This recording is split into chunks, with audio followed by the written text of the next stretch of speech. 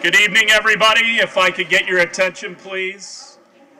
I want to call the November 18th, 2021 council meeting to order. If anyone plans to speak to any item, also during citizens to be heard, if you could get a comment card either up here with the clerk or back in the back right and fill that out before coming up, I would certainly appreciate it. At this time, I'd ask everybody to stand for the invocation given by Ministry Leader Jonathan Allen from New Destiny Worship Center. And I would ask you to remain standing for the Pledge of Allegiance after the invocation. Good evening. Good evening. Well, I want to thank everyone for allowing me to be here on behalf of New Destiny Worship Center and my pastor, Anthony Ballestero. We send our blessings and peace unto this committee and all that you do. So thank you. I would like to open with a few verses of scripture and then we'll have a prayer, if that's okay.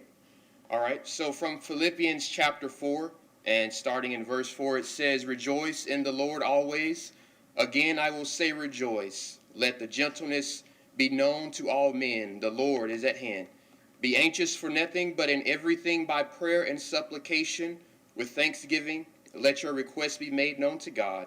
And the peace of God, which surpasses all understanding, will guard your hearts and minds through Christ Jesus." So at this time, I would like for us to pray if we can.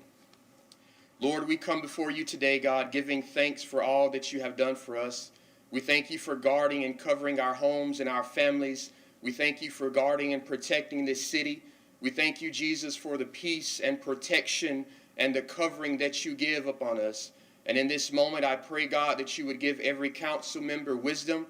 I pray, Lord God, that your peace would be upon them. God, keep them as they make decisions this evening and going forward. I pray, God, that your wisdom would be upon them. Let them be unified for things that are true and things that are good.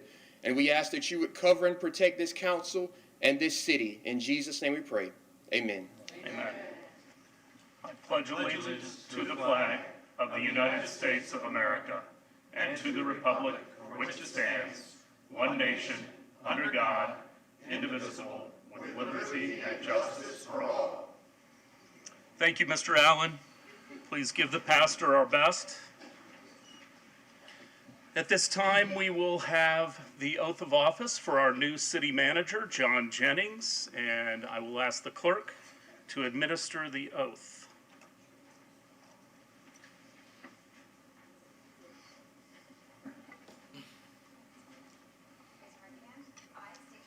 I, John Jennings, do solemnly swear that I will support, protect, and defend the Constitution and government of the United States and the state of Florida and the charter and laws of the city of Clearwater, that I am duly qualified to hold office under the charter and laws of the city of Clearwater, and that I will, well and faithfully, perform the duties of city manager on which I am about to enter. Thank you.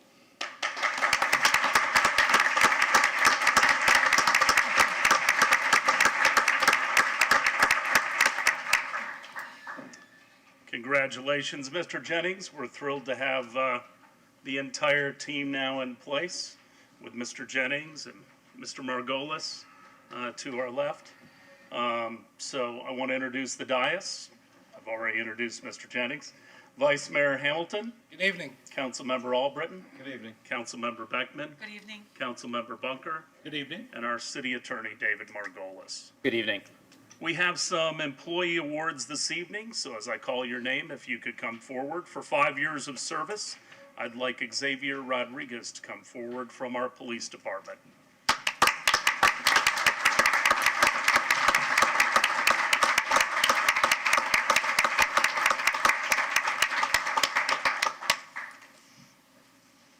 Watch the rise. The hump. Congratulations, Xavier. There you go. Congratulations. Get a mug.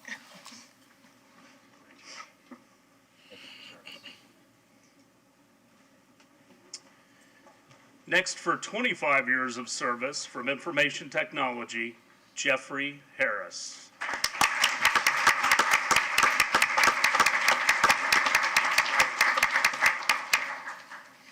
Jeff Harris began working with the City of Clearwater on November 12, 1996 as a Systems Analyst Programmer 2, and was later promoted to a Senior Systems Programmer. Over the past 25 years, Jeff has been a keystone with the Information Technology Department, representing an elite commitment to advancement and unwavering dedication to support. To name a few responsibilities, he has overseen the integration and eventual retirement of major legacy systems such as Sparkle, PeopleSoft, and Ross. Jeff has been instrumental in the implementation of valued enterprise systems such as Kayenta UMS, our utility billing system, and Tyler Munis, our financial payroll ERP. Jeff consistently provides a positive attitude in helping others, a keen ability to problem solve, and an untiring dependability reflected in his strong work ethic. His experience, knowledge, and understanding of technology is immeasurably respected within our industry. On a personal note, Jeff is the proud father of 2 children. He drives a restored Volkswagen Bug, and he loves to spend time on his boat. When he gets the chance, he loves to travel and has a true passion for music and radio. Congratulations, Jeff, and thank you for 25 years of service to the City of Clearwater.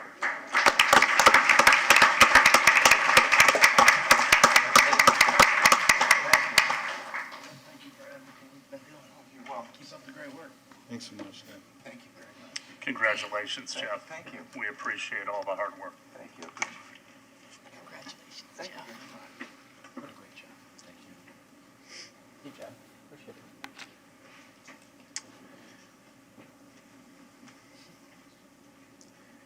And now for the Employee of the Month Award for October 2021, if David Wilson from Parks and Recreation could come forward.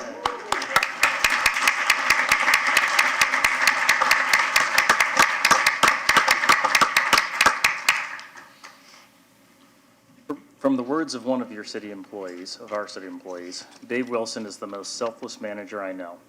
He is always willing to be hands-on with any task, such as being at the desk helping patrons with backwashing pools, backwashing pools, to preparing multiple facilities for hurricanes, not just for the facility he manages, but for all the Clearwater facilities. Dave also makes sure his staff feels appreciated and well taken care of by showing recognition through kudos jar, verbal praise, and the occasional Donut Fridays. Overall, Dave is an exceptional manager and deserves some praise in return. Thank you, Dave, for all your hard work and dedication to not only your staff, but to the citizens of Clearwater. We're lucky to have you as a Recreation Center manager. David Wilson.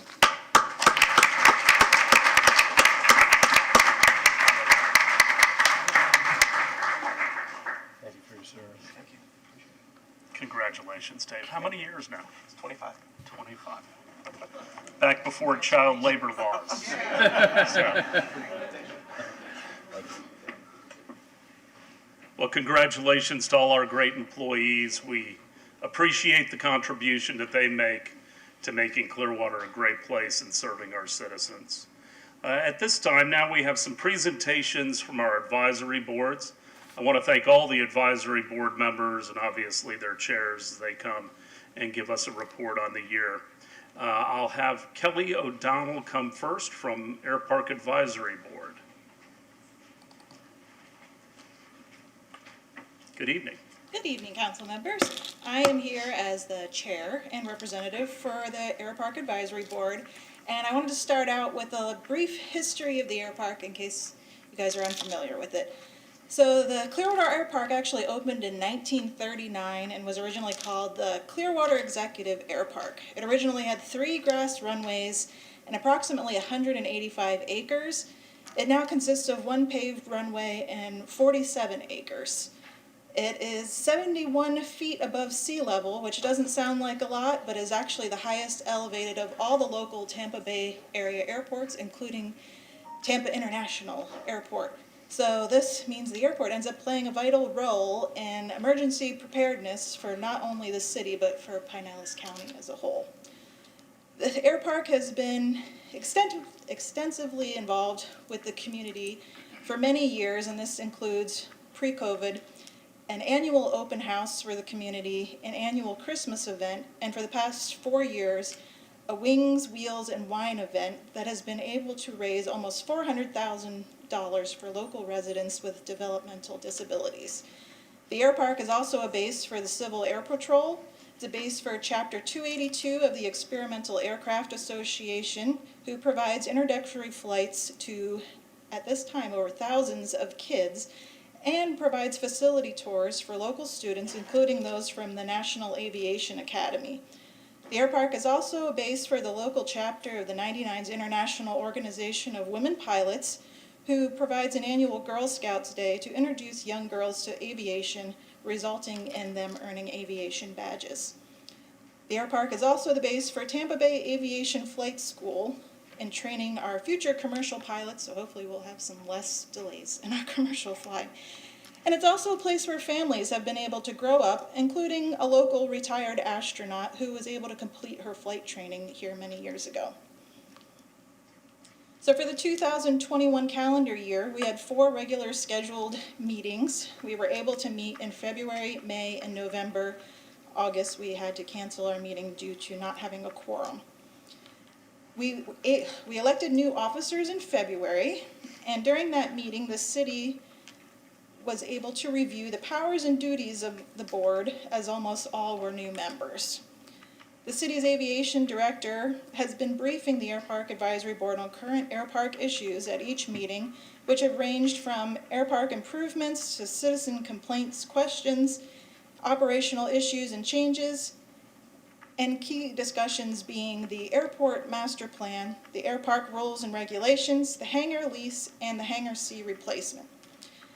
Now we have a unique advisory board compared to the other city boards because we deal with the FBO, who is a lessee to the city. So we are the only board that works with somebody in between the advisory board and the city council.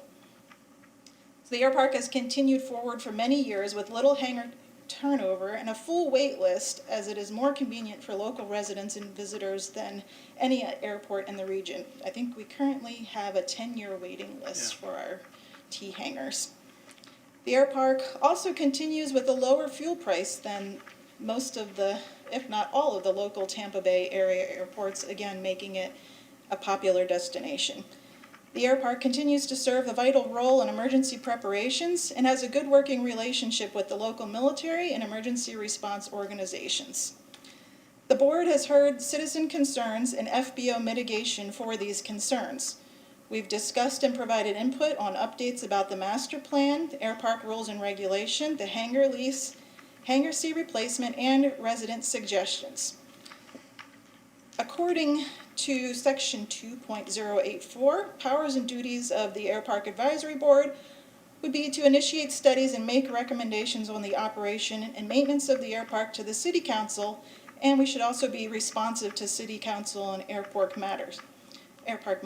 So what we would like to do moving forward is to be able to provide recommendations on what we'd like to see prioritized in the master plan, such as retainment of the shade hangars versus replacement with T hangars, possible T hangar development before committing to a corporate hangar, discussion of a restaurant space in the new FBO, and discussion of a playground to continue the family experience here at the air park.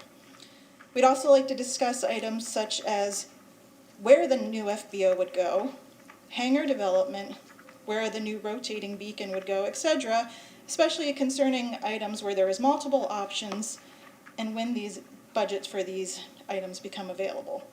We'd like to provide the opportunity to provide recommendations to the city planning concerning air park issues, such as the prior landings repurposing, any delays in the air park master plan schedule, the new or renewed lease tenant, so that we can be more proactive in advisement to the city versus reactive.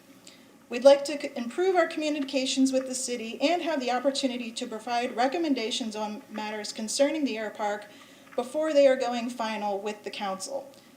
As the board, we are willing to call special meetings outside of our standard 4 meetings a year if these decisions are time sensitive.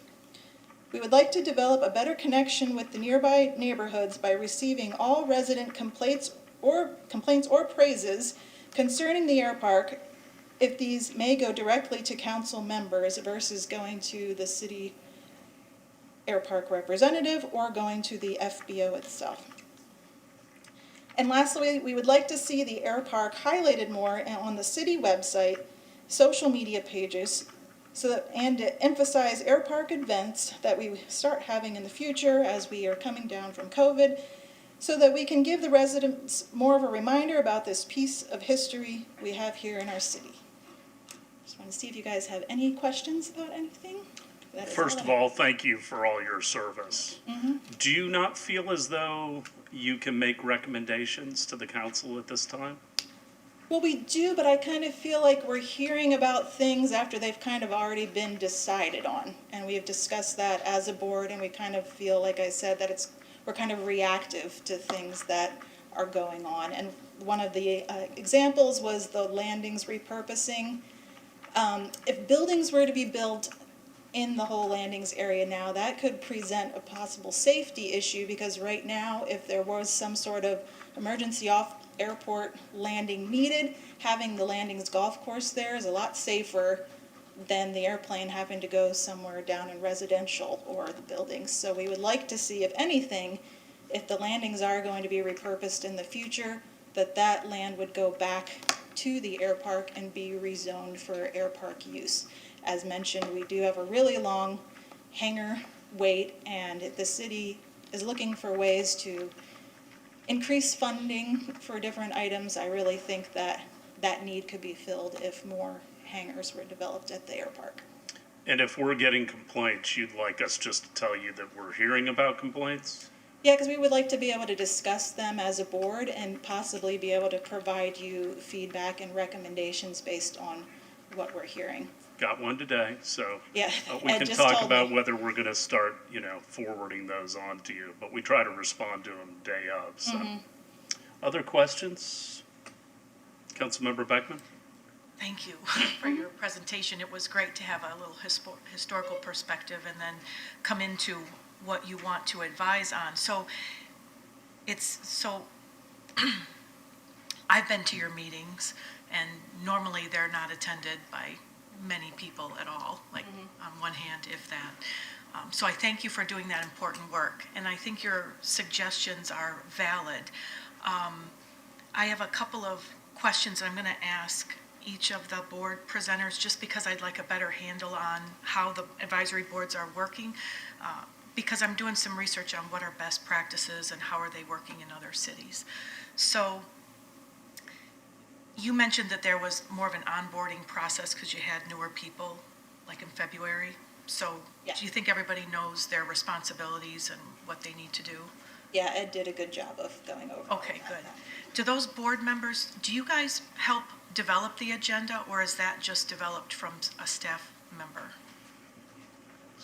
Like how are We- items put on? I'm the not sure agenda? who develops it. It's not us. It comes from, I think, Ed Okay, and the city, and just kind of tells us on things that we're needing to be briefed on from the city's side, and then we get an FBO update every meeting. okay, all right.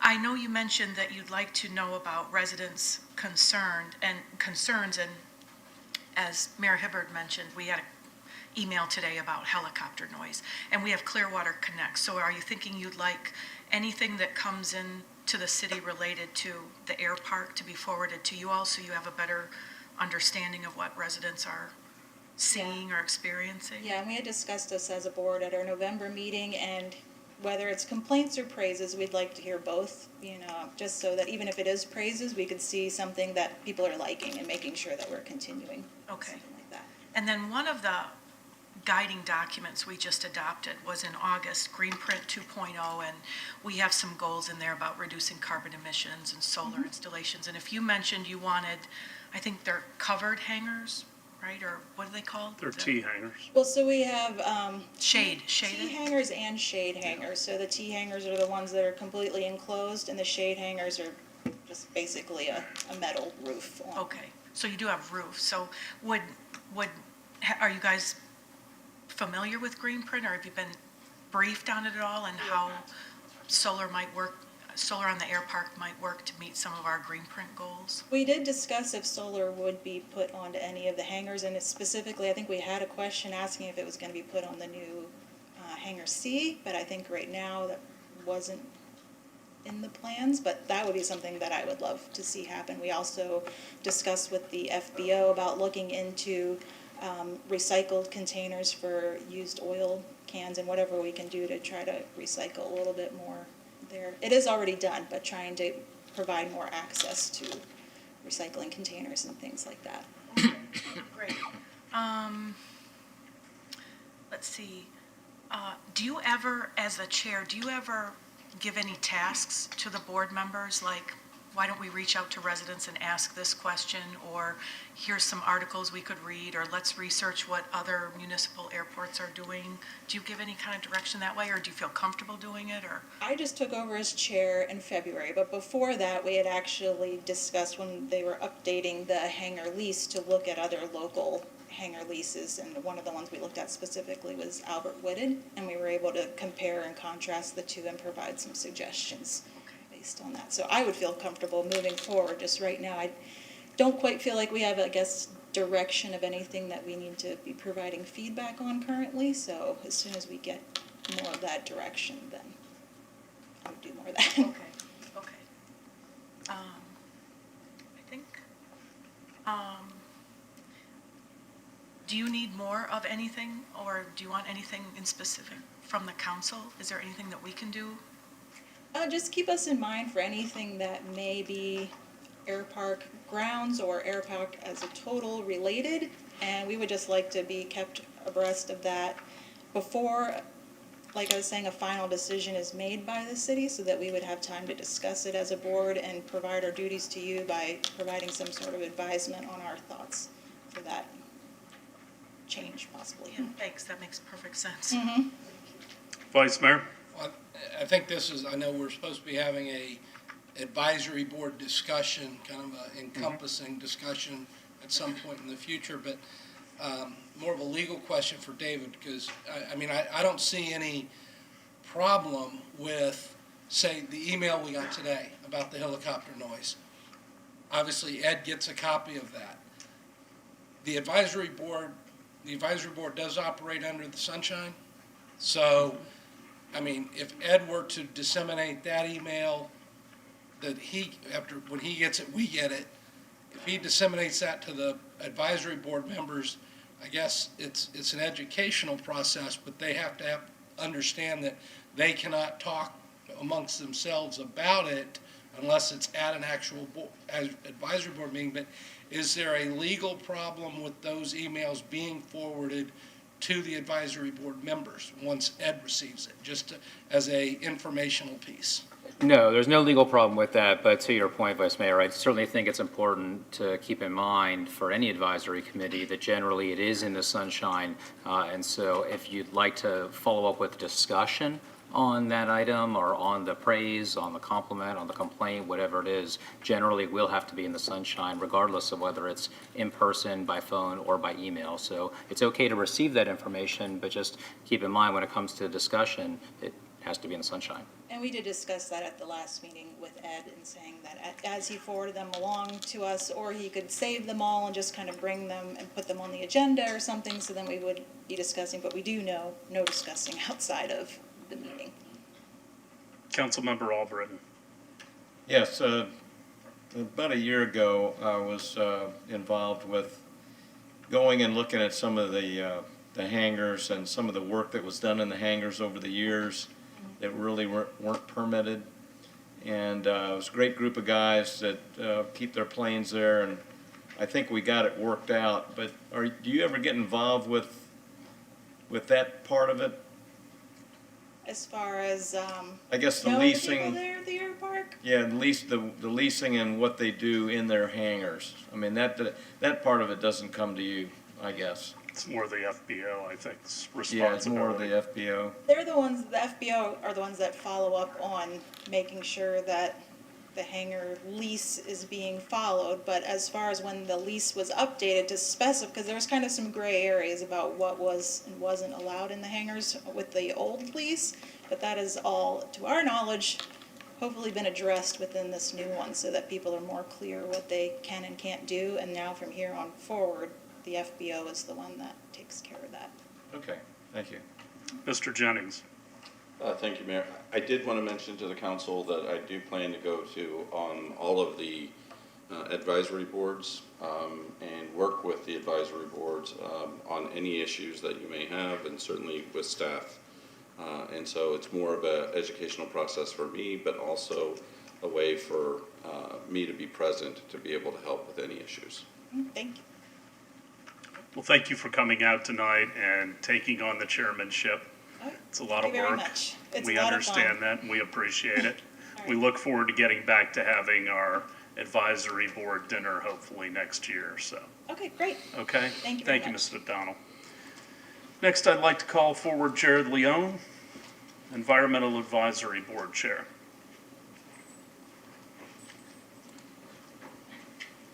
Good evening. Hello, good evening. I'm joined by another board member. Ms. Wentworth. I just thought you'd introduce yourself to council. I'm too. Glenda Wentworth. Orange Boulevard. Okay. A 1-2 punch. Thank you very much. Thank you. My name is Jared Leone. I'm the chairman of the Environmental Advisory Board. The Environmental Advisory Board provides insight to city leaders and staff on critical issues of sustainability, resiliency, and environmental importance that impact the city of Clearwater. I'm here tonight to update you on our work this year and our plans for the future.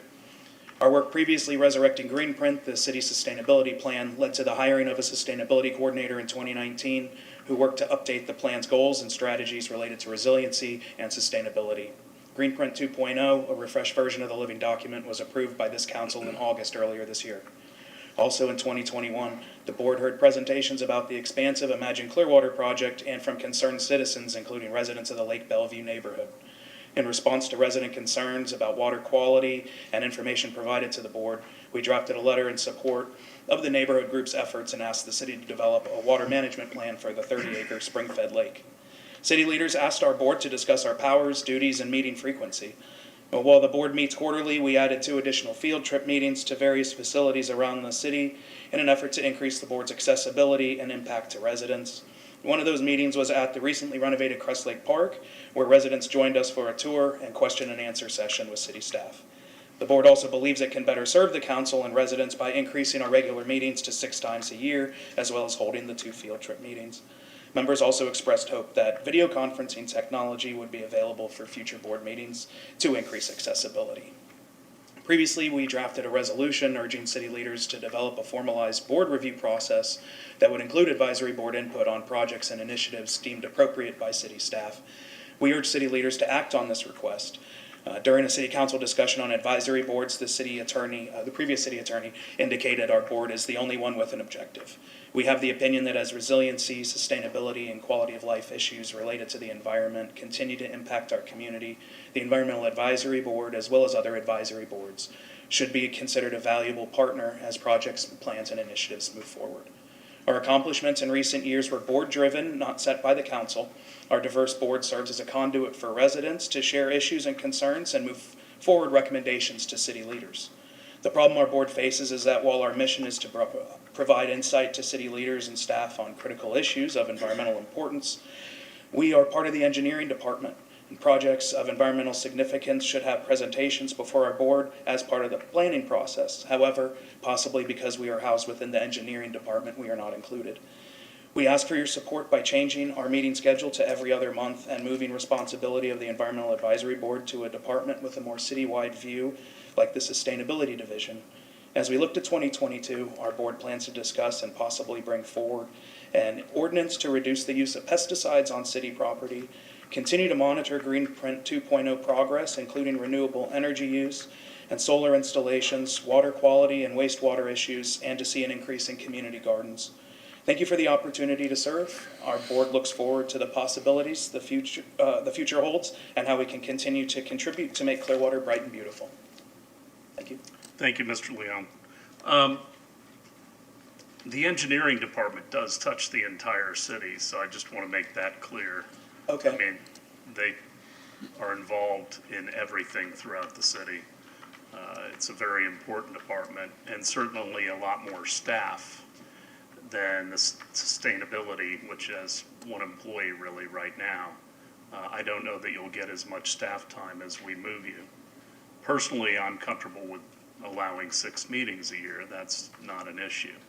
Do you feel like you're getting feedback from the council that you want, or what would be the interaction that you would want to change? Yeah, I think the only reason, or the main reason to offer a change is because initiatives that have come forward have bypassed our board and come before the city council or other, just before it came before our board. So it seemed like the cart before the horse in some cases. And so I wasn't sure if that was because of where we were as our board within the framework of the city, or if it was just, if it was deliberate or non-deliberate. But Well, I think COVID has thrown a wrench in just about everything we've done for the last 20 months.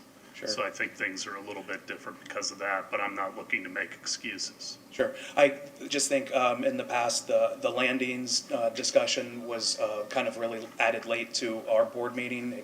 We heard a presentation that was not really geared toward our board itself, and it came before our board about a week before the referendum went to voters, so it didn't really give an opportunity. And then more recently, I feel like the backyard chicken ordinance that went through, I feel like that's something that touches the environment and could have gone through our board as well, at least to hear a discussion on it before coming to city council. So I think there's a few other things as well, but those are a couple of examples that I could give in the last year or more. That Other that's questions or comments? Councilmember Bunker? I know Mr. Jennings has talked about his desire to ramp up our environmental actions here. Would it be inappropriate for them still under engineering to be able to talk with our sustainability people? we do get updates very frequently and have discourse with Sheridan, so that isn't a problem. I just was trying to, like I said, offer that as an idea for how to streamline our board's interaction with things going on in the city. Other, Councilmember Beckman. Yeah, thank you for that presentation. Your boards is one of the ones that's near and dear to my heart, and I attend your board meetings as well, which are generally at, 3 or 4 o'clock in the afternoon, 4 p.m. on a weekday.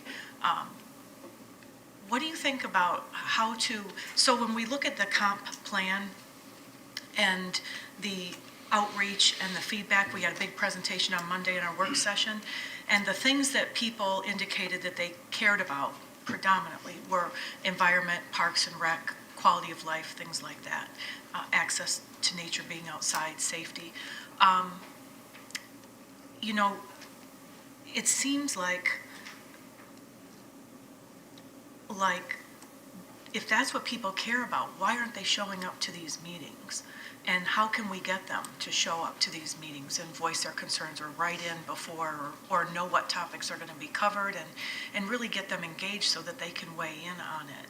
Do you have any ideas? Well, I think in some sense, some people are not familiar that our board exists, so I think there's that aspect. But as far as changing the time of the meeting, I don't know that that would be an effective tool. I think that there are other boards that meet at times outside of working hours, and they have similarly nascent, And one comment, so it is, again, engineering department does touch every department, but I would also counter that sustainability is going to touch every single department as well, and we're hoping to get more staff for that focus. So, if there's a different liaison that might work better for you, I mean, certainly you should be able to explore that. When you talk about the number of times you wanted to meet, did you say 6 with 2 field trips, so for a total of 8 meetings? Yes. That's what you'd like? Yeah, that's what our board had discussed previously. Okay. And I do want to say, our liaison's great. We don't have, there's no issue Right. with with the staff or anything. That's not the concern. It's just, like I said, trying to make sure that our board hears things before, Okay. not after. And then are you guys made aware of any kind of communication to the city about environmental things like Clearwater Connect and when people email us or call in about certain things related to the environment or sustainability? I think to some extent we are, but I think that there's, like you've said, there's a lot of people that's a near and dear issue, so I think that would kind of be a large filter of messages to come our way. Okay. So, but things that are pertinent to our board or like our discussions, we'll get information about that ahead of time. Or How do you set the agenda, Jared? And do people on the board contribute to items pretty? yeah, everyone Regularly, on everybody everyone steps on up the and board who serves contributes to the board. Good. Okay. And then is there anything you need from us as a council? What could we do better for you or to?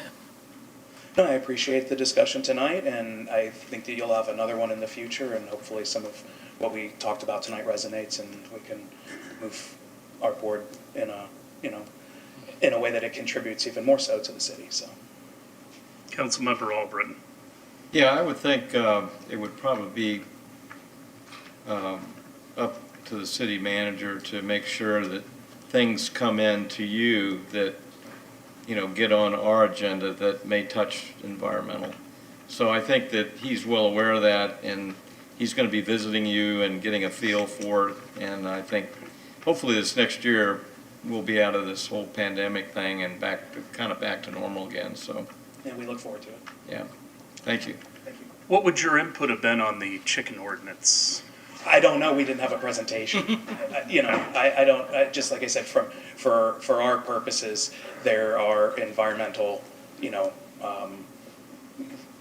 whatever the byproducts of what chickens do, things like that, the noise or the smell or the sounds, those kind of things. So, not that we would have been, I don't know what our, official stance would have been, but I think that just for educational purposes, it would have been good to have those discussions. And our board is geared to have, a specific angle, the environment, and so we could have, maybe had some more discussion on things that maybe wouldn't have come up before your Okay. board. So, Didn't come up until after the fact. yeah.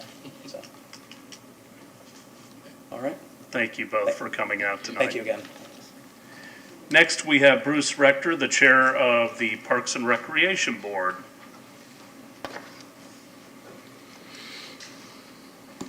Good evening, Mayor, Council. I'm Bruce Rector, Chair of the Parks and Recreation Advisory Board, and I'd like to report to the Council tonight just on the things that we have accomplished in the last year and some things that we're talking about doing in the coming year. Of course, Coachman Park is under construction, and there's a consultant that's been hired to study the possibility of a conservancy for Coachman Park, and so the director has kept us abreast of how that process is going.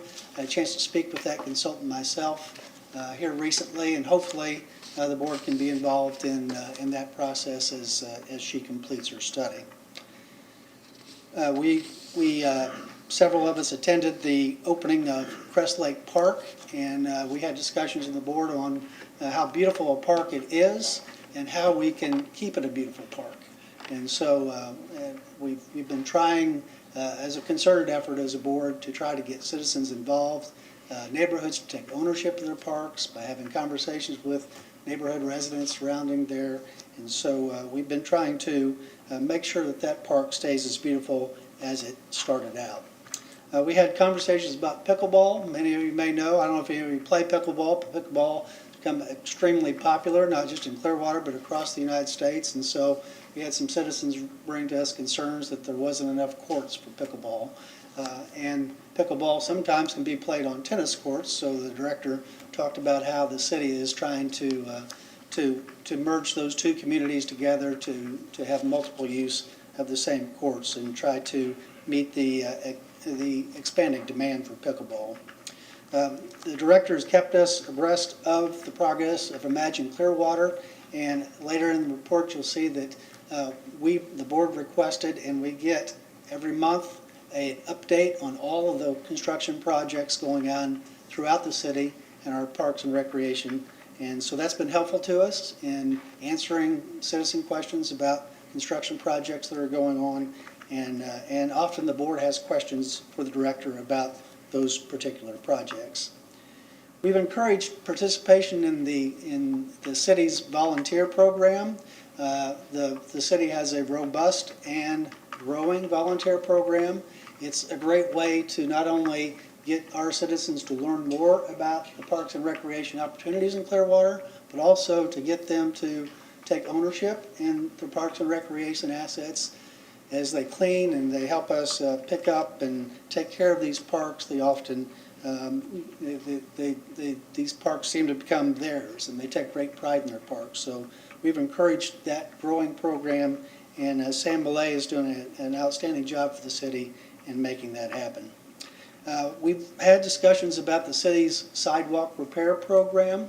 The discussions were that the director indicated that within the budget that's allocated, they're repairing sidewalks about as fast as they can. There was concern on the board that we needed to do more in that area, and we needed the city needs to consider funding that program at a greater level, because it appears that we're lagging behind the need and the demand from citizens for sidewalk repair. We discussed managing and controlling nuisance animal species, and then we also have discussed the Parks and Recreation Strategic Master Plan Update process. The current master plan, strategic plan for Parks and Recreation, was completed in 2013, intended to last for 10 years. So as you might imagine, if you go through that plan, as I did earlier today, a lot of it is dated. A lot of it I don't think meets the demand of residents for Parks and Recreation today. And the directors has talked with us about beginning that process in the next year of putting together the planning group that will revise the plan and present the next 10-year plan. We've had concern from citizens expressed through board members about the use of chemicals and being environmentally friendly in all of our parks. And so the director indicated that they're making a concerted effort to minimize the use of chemicals as much as possible. There are some situations where that's the only way they can control things going on right now, so they continue to use chemicals to some extent. We talked with the director and staff about restarting after COVID. The city's always had great events throughout the city, and those were, of course, postponed and scaled back during COVID. But to get the community more involved in Parks and Recreation programming, we've encouraged the director to go ahead and restart those events, and you're seeing many of those coming back full bore soon. With those things, I think the only other thing I would like to add to the council today is there's been the prior two advisory boards that presented discussion about the number of meetings. And so when the council gave us an opportunity to meet more frequently than quarterly, we took advantage of that. We met monthly. And what we found was that was helpful to us in serving effectively. We're able to respond to citizens' concerns in a more timely manner. When we get a concern, we don't have to wait 3 months for the next meeting to put it on the agenda, so we can discuss it as a group under the sunshine laws. So we found more frequent meetings were very helpful to us, and we'd ask the council consider allowing us to meet more frequently. We don't know, and we couldn't agree as a board whether we would meet monthly, but we do think at least bi-monthly, 6 meetings a year instead of 4 would be helpful to us in effectively serving the city. Thank you for the opportunity to present this annual report. Thank you, Mr. Rector. Questions? Councilmember Albritton? Yeah, how do you get response from the public on your board? Well, we've encouraged, at board meetings, we've encouraged board members to talk with community members, to visit the parks and see who's there, and make themselves available for public comment, and to question people. Like, do you ever use our parks? What's your experience? And then to bring those concerns to a board meeting by, as Councilmember Beckman said earlier, the way we build our agenda is we invite board members to put things on the agenda. And that's become the best way for us to discuss them, because we can't discuss them by email. But that way, I'd say most of our past 2 or 3 agendas all the items have been suggested, or most of them have been suggested by board members. We also went an extra step. I worked with the director to invite speakers on certain topics. That's been helpful to hear a staff member from the city staff come and present on a topic. That's invited conversation, discussion, and so I've worked with director to make sure that some of those things get on the agenda as well. Yeah, oh, very good, thank you. Other questions? Councilmember Beck? Thank you, Bruce, for that presentation. So I've been to many of the Parks and Rec Board meetings. It has a huge part of our, it's a huge part of our financial budget, right? Parks and Rec, funding Parks and Rec. And it's what people comment on quite a bit. However, people don't attend those meetings, your meetings as well, even though yours are like at 6. Nobody shows up. So I have a concern about what's discussed during those board meetings, because it doesn't seem like when you say so I asked, how is the agenda set? And you said it's board members who bring items to put on the agenda. Do all the board members contribute items on the agenda? Some more than others. Board member Raftery is here tonight. He's been very active and he's suggested many of the items. I would say that out of 7 members, probably 5 of them have suggested an item at one point or another in the last 6 months. But most of the agenda items come from 2 or 3 board members, yes. On the attendance at the meetings, Councilmember, I think you look at the room tonight and about half the room is staff. So, I mean, it's really hard to get citizens to come out for any meeting nowadays. I think that our best way to get people to come is to invite them to come present on whatever topic it is that they are interested in talking about. We put it on the agenda, and then they can come, and then they know there's something on the agenda that is something they're interested in. Other than that, we suggested, one of our board members suggested at a recent meeting that we put a QR code on signs in the parks so that folks can easily make comments and give us feedback. We do have some citizens who email in or send electronic messages in during our meetings, but I think it's really hard for any board today to get people to come out to a meeting unless there's something that's really hot, or there's an issue that they're passionate about. Well, I think, when you talked about sidewalks, everybody's hot about sidewalks. That's a big passionate thing. And so to reach out and say we can talk about sidewalks would get people there. As board chair, what do you do to encourage participation from the board members? Do you, again, I asked this, and this isn't like directed just at you, but do you give them articles to read? Do you give them tasks? Do you say, reach out to 3 or 4 members in the next month or so and ask them about X, Y, or Z, and come on back and let's have a discussion about that? Because I tend to, it seems like there's a lot of floundering up there, and we're not utilizing our boards enough, and it's not just your board, but it's, we have the comprehensive plan where we got resident feedback that is really focused on Parks and Rec a lot that we could be discussing. There's Greenprint and how Greenprint is going to fit into our Parks and Rec plan. If you've been given the strategic plan for the one that we're going to be updating for Parks and Rec, are there guidelines like please look at these different sections, or let's look at the strategic plan of other municipalities for the Parks and Rec and compare them so that we can do some work on the front end to be able to give real valid feedback as we are developing that Parks and Rec strategic plan, because the Environmental Advisory Board as well as the Air Park said, we want to be on the front end of these big documents or big decisions or projects that are going forward. And so, I think I really value the Parks and Rec Advisory Board, all of our advisory boards, and I think we can, raise the bar a little bit on utilizing you and engaging you all and working collaboratively. And I think it needs to come from us as well as from you as the chair with your board members and make it happen.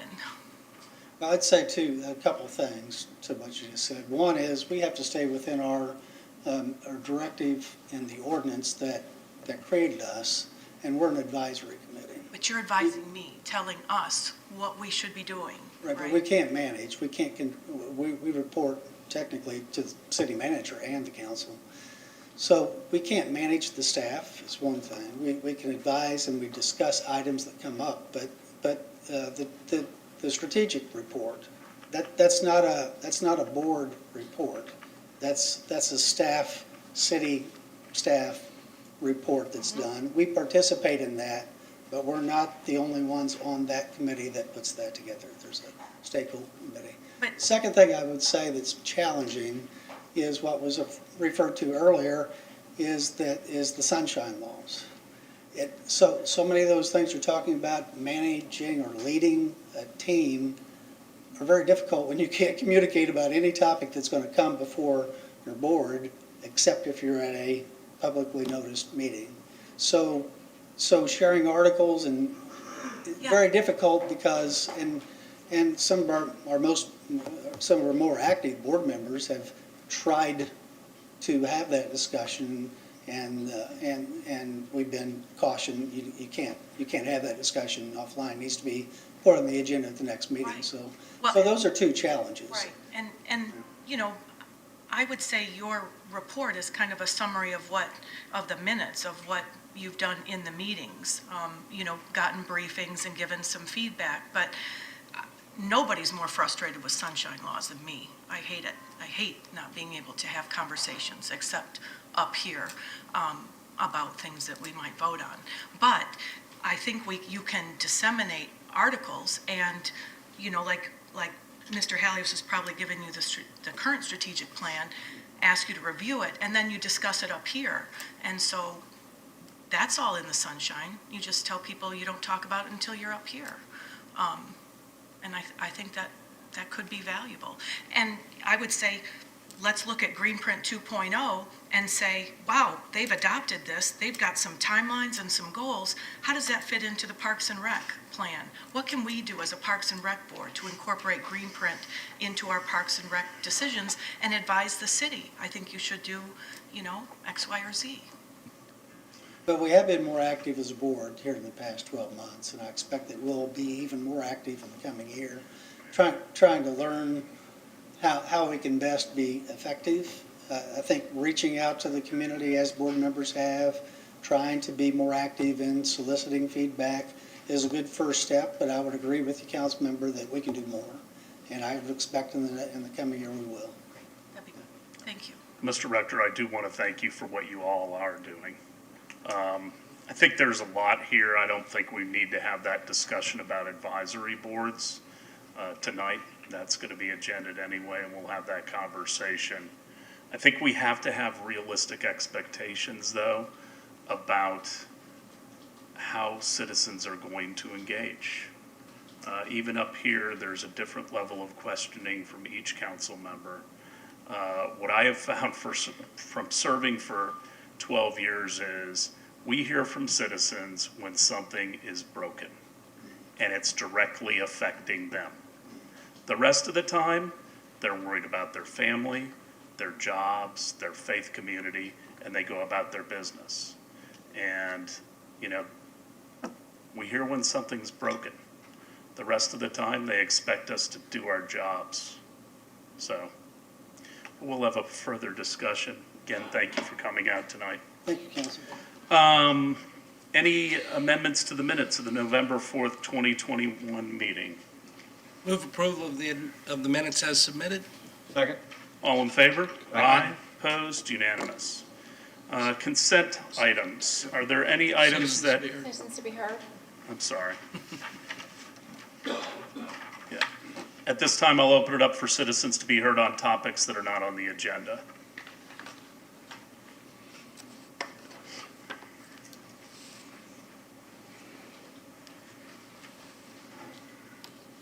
My name is Patrick Raftery. I'm a 42-year resident of the city of Clearwater. I reside in the countryside area. Appreciate the opportunity to speak tonight. I wanted to take the time to personally congratulate and welcome Mr. Jennings to the city of Clearwater as our city manager. I certainly am excited about having you come on board with us. I attended the interviews with the 4 candidates, and quite frankly, believe we did select the best candidate we had there, and look forward to what you can do for this city. The baton of leadership has now passed to you, and we're going to be following your new leadership for the city. The mayor's mentioned before that the city is in good shape. It is, and you're coming into a situation that's very good shape relative to us moving forward. However, we are on the cusp of the next level of some significant progress. Imagine Clearwater, properties in the city of Clearwater that we want people to submit proposals for development, the downtown development of Clearwater itself. All of those have got some unique challenges associated with it. However, our expectations for success remain high, and you will be a significant part of that success. You may feel a bit overwhelmed at the present time, but I hope you do understand that you were selected for your experience and your ability to meet those challenges and to move this city forward. I'm certain you've received quite a number of advice in the last few days and so forth, so I'd like to finish up with a few observations that you can reflect upon or disregard at your discretion. You are going to be a catalyst for change for the city, and we are going to be moving forward in a new way under your leadership.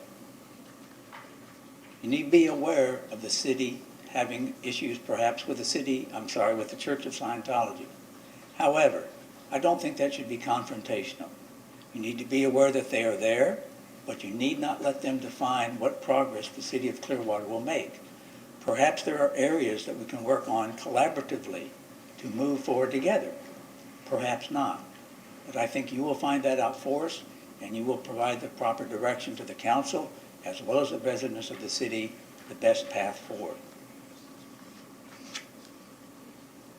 I also suspect that within the various departments of the city, there are many individuals, including the department heads, that have very good ideas or initiatives that they would like to present to you for your consideration. I think those need to be heard. Amongst those things that I have heard is that there may be some concerns about the staffing at the various departments. And I think that's something to be looked at. I'm expecting you to set expectations very high for those departments, but I think you need to make sure that the human resources available to those departments are in line with those expectations. So please take a look at that. I'd like to finish up with innovations and thinking outside of the sandbox. Please wrap it up, Mr. Rafferty. I shall. Innovations are something you should be thinking about, and to finally take care of yourself and your family, and I hope you brought your snow shovel down so that in January you can remind yourself what you left. Thank you and goodbye. Thank you, Mr. Rafferty. Anyone else for citizens to be heard? Good afternoon. My name is Gloria Campbell, and I represent the Clearwater Urban Leadership Coalition. And for those of you who may not know, the Clearwater Urban Leadership Coalition is a collaborative network of community organizations, businesses, and individuals working to develop a cohesive plan for the North Greenwood community in order to create wealth, health, self-sufficiency, and resiliency through the creation of a CRA, which will bring well-needed resources to an at-risk community. So I'm here for a couple of reasons. Tonight, first of all, we do welcome you to the new city manager. We thank you, Mayor Hibbert, for all of the support that you've given us. But tonight, we really come to honor two people who were very instrumental, we think, in helping us get here. And the first was Bill Horn. Actually, we have a plaque that we had done for Bill on his retirement. We had planned on, the plaque says June 17th, because that was his original date that he was going to retire. We held on to the plaque because we were going to give it to him at his the last meeting that he was going to attend for his retirement. As we all know, that didn't happen. And so it says a couple of things to us. First of all, never put off today for tomorrow, because you don't know if you'll have tomorrow. The other thing is that Pam Aiken was another stalwart, and we really thank Pam for all of her work and her effort And we will actually be meeting with her to also recognize her for her efforts. But as we look at what they've done in the community, the Black community, there is a song that we often sing when we want to recognize the accomplishments of an individual. And the song says, "May the work I've done speak for me." It goes on to say, "When I'm resting in my grave, there's nothing more to be said, but let the work I've done speak for me. Let the life I've lived and the service I've given speak for me." And so tonight we recognize William Bill Horn, for the work that he's done, for the service that he gave, and especially for what he gave to the city and to our community. The plaque says, "Congratulations on your retirement." And he is retired. City Manager William Bill Horn. Our sincere appreciation for 20 years of your dedication and leadership service to the city of Clearwater. As you retire, may you be proud for all the work that you have done, the difference you have made. We, the members of the Clearwater Urban Leadership Coalition, thank you for your continued support. May the Lord continue to bless you and your family. So tonight we thank you, the city of Clearwater. We thank you for the approval of 7.1 on your agenda, which will give us the needed consultant that we need to complete our comprehensive, our CRA plan. So we thank you and thank God for Pam and Bill, and may you all be blessed. Thank you, Ms. Campbell, and your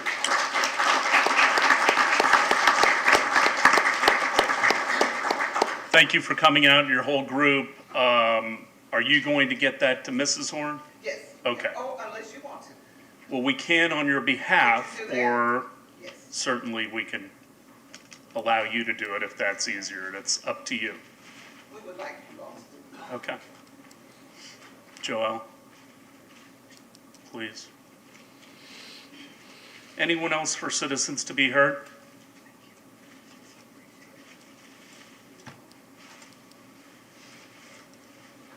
Good evening, everyone. Good evening. I also represent the CRA, but I am coming tonight just as my name is Leslie Lightsey, and I'm coming as a resident and a business owner here in the city of Clearwater. I've actually been in business here in Clearwater for over 3 years. Recently moved my salon from Gulf to Bay, because the owner sold, to now Missouri, where it's a standalone building. And one of my concerns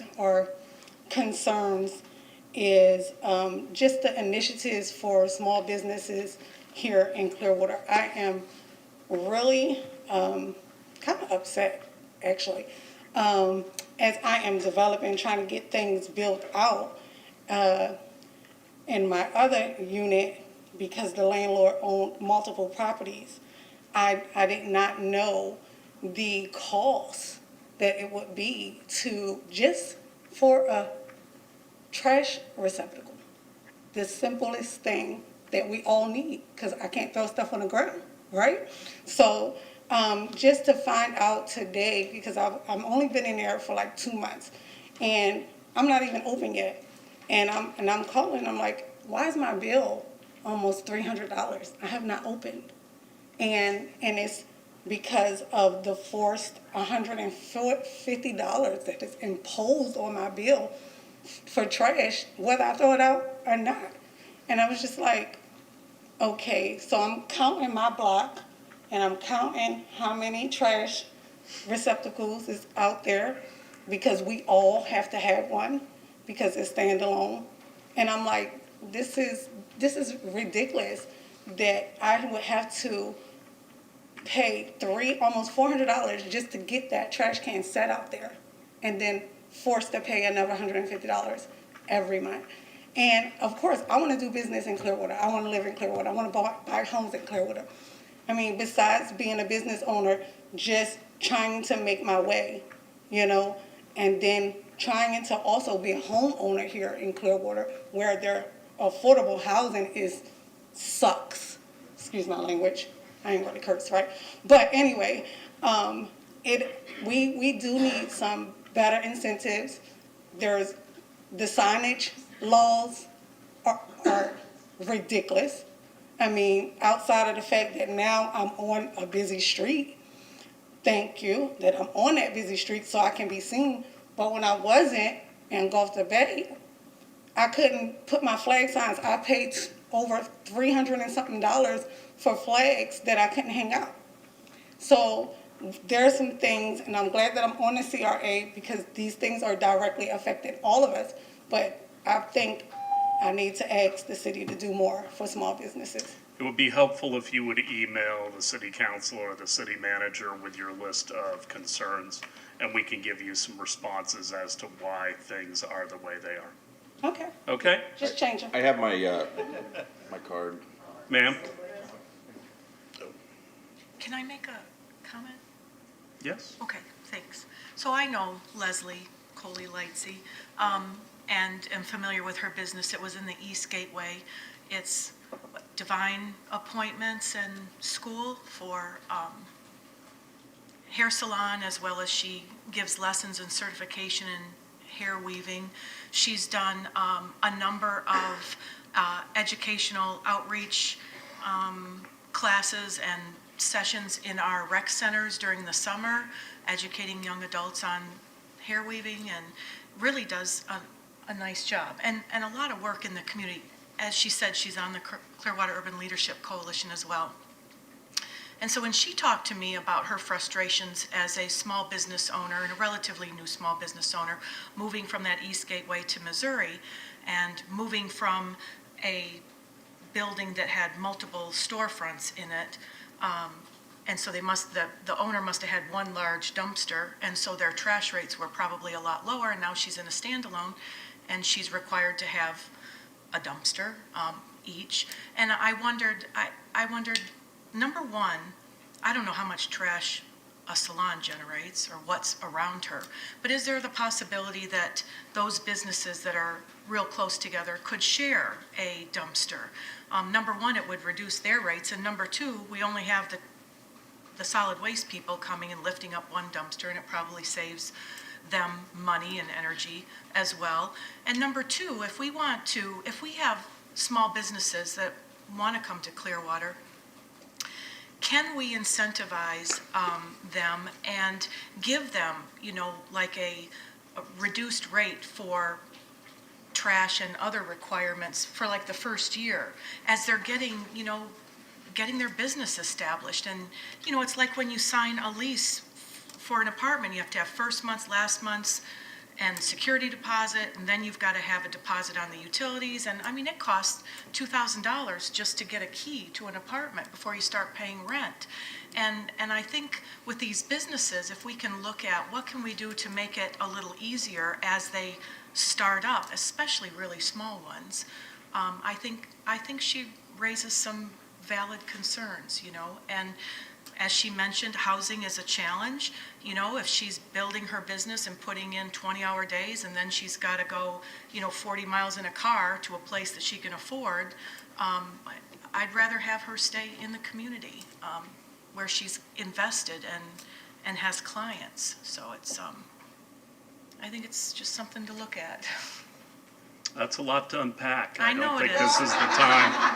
Well, I've been thinking about it, and she called me. She's a friend, and so she called me, and she was frustrated, and I said, come and speak before the council. And it's something that we could look at. There's valid points. I will tell you, this just isn't the time to deal with it. Okay. So I think you need to talk to staff about some of the issues, and if there's equities, we have to treat all businesses the same unless we want to put a special economic development opportunity. And there's a lot more moving parts with that. So, and on trash, I mean, some people on your street will fill their barrel, and some people will only have a third of the barrel, but they all pay the same rate. So there's just a lot there. If you could give us an email with all those, your list, and Mr. Jennings is going to solve it. So,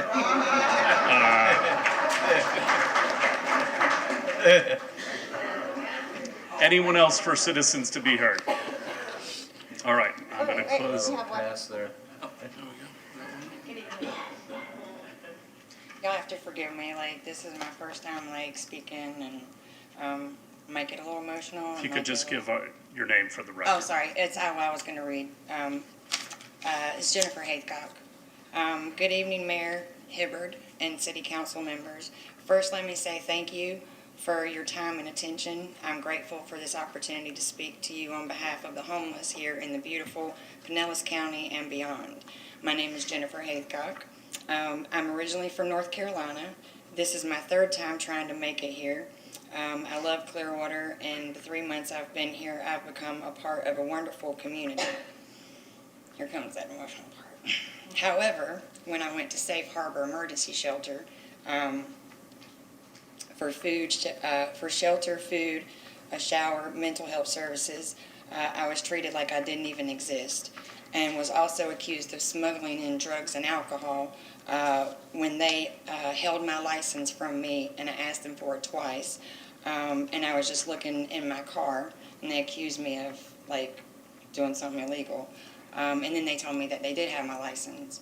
But due to my experience, I started a petition online and a paper one. I've obtained over 333 signatures from citizens, veterans, and other homeless from Florida and around. I'm also overwhelmed with sadness and disappointment of the stories I've heard from others who were treated even worse. I'm officially petitioning the City of Clearwater to investigate the conduct of employees of Safe Harbor Emergency Shelter, to re-educate employees with empathy training, create a committee to work with all outreach homeless programs to make sure all homeless resources are current and up to date. And I'd like to read, well, I don't have to read my petition, but I do have one online and I also have a paper one. Thank you for coming out tonight. Thank you. Like, I would like to, I think it was Maxwell. I was here at the last meeting Yes. 2 weeks ago, and when I came in, you were talking about, like, the outreach for mental health, and, like, and actually, I will read part of my petition, and it's mental health crisis in America is skyrocketing and will only get worse if we don't stop judging and start helping and understand those that have been through traumatic experiences we've only watched on TV. We all deserve dignity, respect, and compassion. Thank you, Jesus. Thank you for coming out. Thank you. So, but I do have, like, all these signatures, and some are veterans, and our government has said, oh, we honor and treasure our veterans, but I don't see that from our government. Thank you. Thank Y'all you. have a great night. Ms. Cole. A comment was submitted by Hunter Nash. I represent the men and women of Project 91-2 on an emerging 501c4 social purpose organization. Congratulations to everyone receiving service awards this evening, and in particular Officer Christopher Fowler of the Clearwater Police Department for his 5 years of service. Officer Fowler, the public records show that you have submitted false statements in your reports. Given that evidence from the official record suggests that the city's assistant city attorney at the time, Mr. Smith, not only blocked efforts to gain access to that official record, but also blocked an appeal filed with the city clerks in accordance with the laws and procedures of the state of Florida and the city of Clearwater, an act which is obviously outside his authority as the attorney for the police. The men and women I serve would like to ask you how it feels knowing that the city has you 6. Anything else, Ms. Cole? All right. I'm going to close citizens to be heard. Anyone else? All right.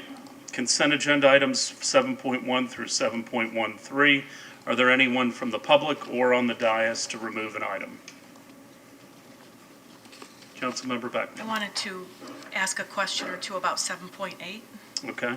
Do I have a motion to approve 7.1 through 7.7 and 7.9 through 7.13? So moved. Second? All in favor? Aye. Opposed? Unanimous. 7.8. Ratify an agreement between the City of Clearwater and Tampa Bay Psychology Associates, LLC of Clearwater, Florida for psychological and educational services in a not-to-exceed amount of $180,000 during the contract period concluding July 31st, 2023, pursuant to Clearwater Code of Ordinances, Section 2.5631F, professional services not subject to CCNA, and authorize the appropriate officials to execute same. Chief Slaughter. Chief Dan Slaughter with the Police Department. This is a ratify an agreement that is a renewal. In 2019, the Clearwater Police Department started a partnership with Tampa Bay Psychological Associates to provide resources to our police officers and our staff. We all recognize that data has shown that there's an increase in higher rates of heart disease, divorce, alcohol abuse, and psychological disorders such as depression and post-traumatic stress disorder within the law enforcement community. This particular organization specializes in providing counseling service and resiliency services to public safety employees. They provide us a 24/7 resource telephone number for the officers to seek assistance. They provide individual counseling services, mental health, check-ins, fitness for duty evaluations, and pre-employment evaluations, as well as provide officer wellness and resiliency training to our police officers and our staff. The agreement expired in July of 2021. It was renewed originally because it was within the $90,000 threshold, and once there was a realization that it's a 2-year agreement, so it's a $180,000 contract, it needed to come to council. So that's the explanation for this ratification that's needed to be occurred, and I'm more than happy to try to answer any questions, ma'am. Any questions for Chief Slaughter? Councilmember Beckman. Yeah, I'm fully supportive of the program. I think it's needed and necessary. So I just had a couple questions. So we're extending the contract for 2 years. It started in 2019 at $180,000, and that was the first time it started. So I got thinking, like, how did we determine that we would allocate $180,000 for services? And it seems a little odd to me that it would stay at exactly that same amount. Like we calculated 180 and now it's at a firm 180. You're not asking for a little more, or you didn't need less? Like, we're staying with that? If I understand correctly, so the original contract, the one that was in 2019, I don't believe is for the same amount. This is a larger amount than it was in the previous years. And Okay. the current levels that we are at, where it's up to $90,000 a year, it doesn't mean we're going to spend $90,000 a year. We are utilizing our experience over the previous 2 years to kind of gauge that number. We have had good utilization of this service in the first couple years, and of course the environment's been very challenging as well. So, and we've had a couple, incidences that we've definitely seen the value of having the service available to us. So it's an up to $90,000 a year, and it's all based on how many times people take advantage of it. Right now, we average about 7 to 15 counseling sessions a month. And about 4 calls come in through the crisis line a month. But we also do utilize the service of the company for in-service training and some other type of, outreach efforts, or just teaching people, coping mechanisms that are positive and such. Okay. So yeah, we are budgeted at the amount that we are recommending here. Okay, that's good, because one of the other questions was how many officers have taken advantage of these services? And then I guess the last question is, some of the things you indicated the money is used for is like pre-employment screening, things like testing. Is that for every officer? It's just part of standard operating procedure? They go through some kind of... During our onboarding process, they go through a psychological pre-employment screening. The fitness for duty evaluations, there are times that come up during employment that after a person's involved in, say, a use of deadly force scenario, they are required to go and use those services. So those are the scenarios that we have. Okay, so this isn't part of the employment process, the standard employment process, because this For is... officers, yes, it is. We do a required psychological screening, and so that pre-employment, that's what the pre-employment is. It's basically a psychological screening of a hire. And that's where this $90,000 a year falls into that, as well as crisis. Yes, there's a scale, and those pre-employments are $450 per evaluation. We've hired, probably about 25 people so far this year. Okay. Any other questions for the chief? Councilmember Bunker? Not a question, just a comment. I'm very glad that you're doing this. In many ways, it seems like the world has gone mad when we have flight attendants routinely being sent to the ER. So I know the pressures of your officers have to be intense. If I may, Mayor, I'd just like to commend Major David Dalton. He spent a lot of time to really build a program. It's much more complicated than just this one particular service. It incorporates a family liaison and a lot of reference materials that we share with families during the onboarding process. And so he's done a fabulous job making sure that we have the best tools available. Thank you, Chief. Anyone to speak to this item? Seeing none, do I have a motion? Motion to approve item 7.8. Second. All in favor? Aye. Opposed? Unanimous. 8.1. Approve the annexation, initial future land use designation of residential low RL and initial zoning atlas designation of low medium density residential LMDR district for 1882 Lakeview Road and pass ordinances 9509-21, 9510-21, and 9511-21 on first reading. Ms. Clayton? Good evening, Gina Clayton, Planning and Development. This single-family property is located on the north side of Lakeview Avenue, adjacent to Plum Elementary School, and the owner is requesting to annex in order to receive sanitary sewer and solid waste service. The property is contiguous to city boundaries on the east and is eligible for annexation. The property will be designated residential urban on the future land use map and zone low medium density residential. Staff is recommending approval as the annexation will not result in any sort of adverse impacts on services and is consistent with the comprehensive plan. Be happy to answer any questions. Any questions for Ms. Clayton? Councilmember Beckman. So they are going from septic to our water sewer? Correct. Right? Mhm. Okay. They're actually on county water, and they'll remain on county water. Okay. But septic too? To sewer, To yes, sewer. ma'am. Anyone from the public to speak to item 8.1? See none, do I have a motion? Move to approve item 8.1. Second. Mayor, I'm sorry, I think we're going to have to read the... No. No, hold on. We approve the item first, and then we'll do the ordinances. So I have a motion and a second. All in favor of item 8.1? Aye. Aye. Opposed? Unanimous. Ordinance of the 9509-21, ordinance of the City of Clearwater, Florida, annexing certain real property located on the north side of Lakeview Road, approximately 435 feet east of Brookside Drive, whose post office address is 1882 Lakeview Road, Clearwater, Florida, 33764, into the corporate limits of the city and redefining the boundary lines of the city to include said addition, providing an effective date. Anyone to speak to this ordinance? Seeing none, do I have a motion? Motion, move to pass ordinance 9509-21 on first reading. Second? All in favor? Aye. Aye. Opposed? Unanimous. Mr. Margolis. Thank you. Next up is 9510-21, an ordinance of the City of Clearwater, Florida, amending the future land use element of the comprehensive plan of the city to designate the land use for certain real property located on the north side of Lakeview Road, approximately 435 feet east of Brookside Drive, whose post office address is 1882 Lakeview Road, Clearwater, Florida, 33764, upon annexation into the City of Clearwater as residential low, RL, providing an effective date. Anyone to speak to this ordinance in the audience? Motion? Move to pass ordinance 9510-21 on first reading. Second? All in favor? Aye. Aye. Aye. It's very half-hearted. Is Aye. everyone in? I'm in. Okay. Unanimous. Number next.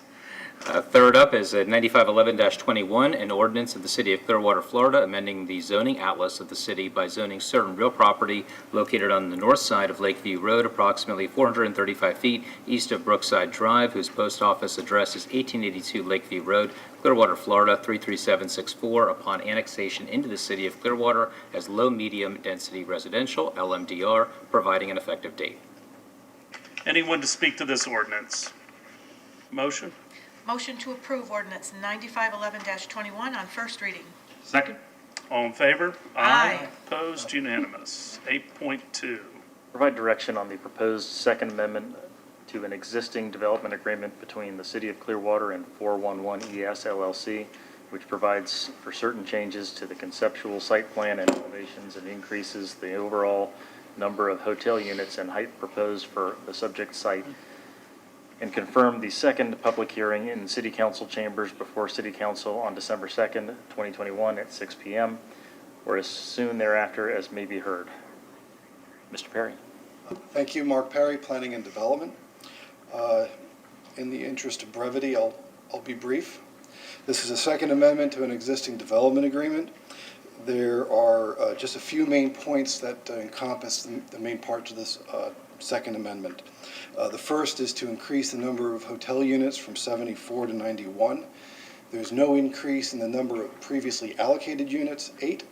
The increase is completely from transfer development rights that the applicant intends to conduct. The height will also increase from 65 feet to 80 feet. The number of marina facility slips will decrease from 22 to 8, and the overall number of slips in the proposed dock will decrease from 55 to 50. The project continues to include a publicly accessible boardwalk to be constructed by the applicant. That's an important part of their obligation, not only for units, but especially for the height that's required as part of that part of the Marina District of Beach by Design. Naturally, they'll have to update their existing approved flexible development and transfer of development right applications. Staff has reviewed their application, and it appears to be consistent with the applicable components of Beach by Design as well as the Community Development Code and Comprehensive Plan. At this point, staff believes that approval is warranted. If there are any questions, I'd like to try to answer them. Any questions for Mr. Perry? Councilmember Beckman. Okay. So I'm one of the new ones, so I have things to learn. So I would like to get informed. So I'd like to understand how the number of density units was determined when we were in the initial stages of Beach by Design. How is it determined how many hotel units were going to go out there? Like, This came after the original Beach by Design. okay, so whenever it was. It came from concurrency studies. Okay. Mr. Perry. Or It was, Gina. Or Michael. Or Michael. Any of the three. Yeah, I was not really involved in the creation of the Okay. reserve, so I can plead plausible deniability. Okay.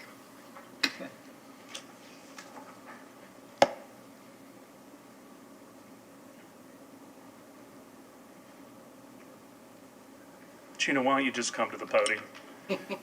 Please. I didn't know if you wanted to say something. We did an extensive traffic analysis to determine at what point would the roundabout fail, because we didn't want to create these incentives that would, get to the point where the roundabout wouldn't work. And so there was a lot of study about that, about existing development and existing development potential that was there. And the number of units were ultimately derived from that traffic study. Okay. So it was an internal traffic study? No, we hired a consultant to do that study. So it was all about traffic, so not like environmental impact or anything like that? It was primarily based on what the roadways could handle, what the water and sewer system could handle. Okay. All right, so what the roads and water sewer could handle. All right. And they said, do you remember, the finite number, like, was it 8,000, or do you remember the number, or something like that? The number of density It came out units? in the email this week. Well, yeah, it was 600, oh, that's right, I have that. I do have that. It's about 1,100. 1,362. 1,300? And 85. Okay, so we've got who determined it and what was considered. So the consultant determined it based primarily on traffic and what the roundabout could handle. And sewer and And, water. and the infrastructure, right, and water and sewer. Which Okay. is concurrency. Okay. It means that we can handle everything. Okay. Did we look at not only the roundabout traffic, I guess the roundabout traffic equals backups on Mandalay, It looked at backups the on whole Gulf? beach network. Uh-huh. So- And Memorial Causeway as well? It looked at Everything? Yes, Okay, ma'am. okay. And then, so we have a certain number left, so we have, 604 are not built. yep, rooms, 604 are allocated but not, okay. We have approved but unbuilt are 11, 604 allocated but unbuilt. So my question is it public record who has those density units? It is? Okay. And then, how do we value those density units? What's the value of them? We don't Monetary value them, right? It's a market-driven. It's market-driven, right? Okay. And so, in looking at hindsight is like 20/20, and so if we have 604 are out there but unbuilt, do we think our traffic circle and do we still believe that our utilities and roads can handle another 604 that aren't even being constructed yet? I would base that on the traffic study that we have. I'm not a traffic engineer, so I don't want to give you an opinion on that, but the study was based on it and said that that would still be able to be accommodated. Yeah. Typically, when you arrive at the beach, you park once. I mean, that's, you don't find people that are taking trips once they drive to the beach and they're staying at the beach. They're not usually driving their car all around the beach. They usually use other modes of transportation. So I think that that's a factor to consider as well. I just think about the people who drive through there to get to their home on North Beach or Sand Key or South Beach or whatever. I mean, it's super, super tight right now. And if we've got 604 more that aren't even, without a shovel in the ground or any plans, that's a whole lot Councilmember more. Beckman, though, Yeah. the What? problem is not, I would argue that the problem is not caused by the people staying in hotels. Mhm. It is the people from around the region that are causing the traffic issues. We originally had 600, I see you. We originally had 600 units that we divvied up between the Sand Pearl, the Hyatt, and the Wyndham Grand. All three high-end hotels. The concern was that we did not have as many mid and lower priced properties. And that's when we went back and looked at this additional density pool. And it was for those family-oriented properties that we did this. We went through a complete study, but as Ms. Clayton said, most people drive over to the hotel that they're going to stay at. I frankly don't quite understand it.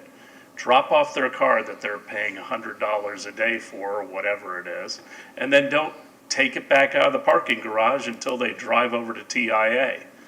The real traffic is coming from those from Tampa Bay. And if you look at the studies, which I will get you one because we have them through the TDC, most of the cars that come onto the beach every day are also going off of the beach every day. And we can't regulate people just wanting to visit our great beach. The other thing is, it's not even a matter now of whether those additional units should be allowed to be used. They have been allocated and now they are our right. And even if we wanted to, we do not have a mechanism to take them back. I will tell you, back when we had this vote, and I mentioned it at the work session, I wanted to put a sunset on them after 5 years to accelerate construction so that we were not in construction forever. So, Vice Mayor? Yeah, and to address these rooms have no value other than they're assigned to the property that applied for them. The property that holds those and has the ability to build those new units, you can't sell those units, you can't do anything but build them. If you don't build them, they come back to the city, and someone else could then apply to have those units. They don't belong to the individual property owner unless they're built. Then they belong to that property owner to rent and make the revenue off of. But you cannot, hey, I know you've got 40 units for your property, can I buy your 40? No, you cannot. You can't do that? You cannot. They have no value on an open market. Okay. They have to be built on the property that they've been allocated to and applied for and then allocated to. The other thing is, I'm going to go even further back history-wise. Yes, traffic getting to the beach certain times of the year is horrendous. But it is not as horrendous as it was in the 90s before the roundabout was built. The traffic pattern intersections and traffic patterns that were on the beach in the 90s, what now, when you get on the big bridge, let's say big bridge, it's never taken me more than 20 to 22 minutes to get from the top of the big bridge to the roundabout. You move slow, but you move. Top of the bridge to the beach in the late 90s could take an hour because people just gridlocked your standard conventional intersections. Mr. Day probably remembers these days. And so the roundabout does work. And I cringe when Gina said, talking about at what capacity does the roundabout fail, because the roundabout is so much better than the old roadways, without question. The T intersection was hideous. Oh my God, it was, it was terrible. But yes, we have day trippers are the biggest contributor to our backlog, but without the day trippers, we don't have the great things we have. So let me follow up on your statement that if a builder has these, and all these density units are spoken for and claimed in somebody's plans of a future development, and if they don't develop them, they go back into a pool, or if they change their mind or whatever. And so they've got to have value. Why would somebody give them up? And my thinking was, but hold on, my thinking was, on Clearwater Point, we had a whole bunch of controversy about the height of that hotel out there with residences right around it. So if this developer here is asking for a height increase and a density increase, but she doesn't have those units, she has to go out and get those units from people who are already holding them, is she just going to ask and they're going to be like, sure, you can have 40 units? So they're, she's got to get something, she's got to give something to get those units. And would that Clearwater Point developer say, well, I'll lower this down because I had so much flack from residents and give you my density units to build it up higher here where we don't have residents around it? they're not his to give away. At Clearwater Point, they don't belong to him? He has, the units he has allocated at Clearwater Point at the chart house. The chart house have to be built at the chart house. If he doesn't use them, they go back to the city. He can't give them to another property, and I can tell you. There are TDRs though. They are, and what this applicant, the agenda item, they are buying, okay, I'll give you an example. By the Palm Pavilion, there's a little building that used to be a Dairy Queen. That lot had the ability to have 2 units. The owner of that property, sadly it's not us, we tried for many years to buy it, but the owner of that property sold one of those development units. He sold it to someone else on the beach to use on theirs. That is different than the pool of hotel rooms that was created back around 2010, 10 or 11. The rules, because I can give you an example of how they go back. I can tell you that 4 years ago, my family, we had rooms allocated out of that pool to our hotel property. And we were in negotiation with someone to partner and build a hotel. We couldn't come to an agreement. The agreement fell apart. We had to give the units back to the city. Had to. We couldn't, we could have held on to them and tried to find another suitor to build, but we elected, we said, you know what? We're not going to sit on them without any real thing. We basically said, sorry, we can't use them. Then is that where this person's, where is this person going to get their units from, Which, this one, the applicant can come. They already have them, but. Thank you, Mr. Mayor. Let him explain it better. Councilmember Beckman, thank you for the questions. I did watch the work session. I'm going to leave my mask on if that's okay, because I've got the 3-year-old preschool cooties. If y'all can't hear me, I'll take it off, but I might cough a little bit. I don't want to scare anybody. So, ma'am, what I'd like to try to convey is that the hotel density reserve units, as Director Clayton said, Assistant City Manager Delk said, were created by the city as a reserve unit, similar to the Destination Resort Pool, which was for the Sand Pearl, the Hyatt, and the Wyndham Grand. Those are not transferable other than through the city. You cannot sell them, you cannot convey them, you can't lease them, you can't license them, you can't give them away if you wanted to. They are not conveyable. You have deadlines in your development agreement. Development agreements are 10 years. You have deadlines in your development order. Development orders are 2 years. Now, as Mr. Delk and Ms. Clayton will tell you, whenever we have an executive order for Zika or Irma or Elsa or pandemic, they get extended. Like Okay? about how long usually? They get extended for the length of the executive order plus 6 months, and you can invoke it within 90 days of the expiration of the executive order. So you can even invoke it after the executive order expires. So what I mean to say is the 8 units from the Hotel Density Reserve for this project were given from the City Council to this project in 2019. They were not provided by any other project that's ever gotten density reserve units. So let me answer your question. Where are these 28 density rights coming from? That's from what's called a transfer of development rights, which is part of your code. Development rights can be transferred or sold as a property right in any special area plan in the city. Special area plans are Beach by Design, Downtown Plan, and US 19 Plan. You have to be in an activity center per Fort Pinellas. Activity centers would be Beach by Design, the 2 regional centers in US 19 Plan, and also the Downtown Plan.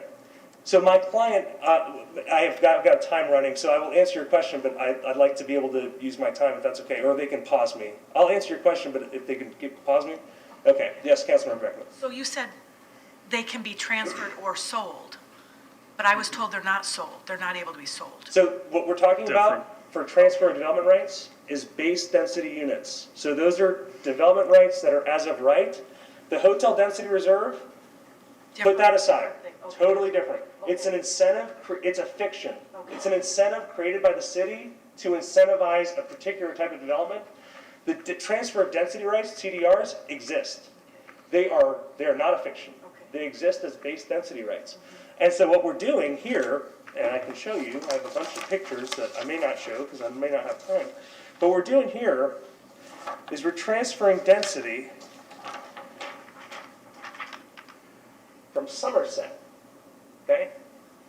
Sorry. Is this better? Wait, this is better? It's better landscape. Okay. The density is coming from here. Okay. Somerset. That's the northernmost end of the tourist district. So we're taking the overnight accommodation units away from that residential area, the LMDR in North Beach. We're putting it all the way down here. Which means that site is losing density. That site is losing the overnight accommodation units. Right. And keep in mind, this site is in the East Shore Marina District, which is called the heart of the tourist district, and residential uses are not permitted in certain areas, not in the whole district, but in certain areas of it, because this is the type of property that we're trying to incentivize. So what I'd like to point out, again, is this is not in a residential area. Here is the city portion of the boardwalk on Papaya. This is the boardwalk on East Shore. You're going to get a boardwalk to the south, which is a key priority of Beach by Design. Here's an artist's renditioning of the public boardwalk. You're going to get 10-foot sidewalks on Poinsettia and on East Shore on both sides of East Shore, west of East Shore and east of East Shore. So you're getting your 10-foot sidewalks on both sides, for the parking lot on Poinsettia, for the parking lot west of East Shore, and on the parking lot, or I'm sorry, on the hotel east of East Shore.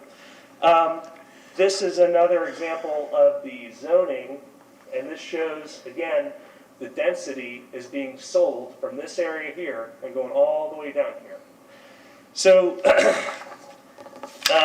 the key differences, this is an improved project. And I don't want to put words in Mr. Duck's mouth or Director Clayton's mouth, but I've heard them say over the years, if they had their druthers, they would have preferred more hotel density reserve units be developed in East Shore.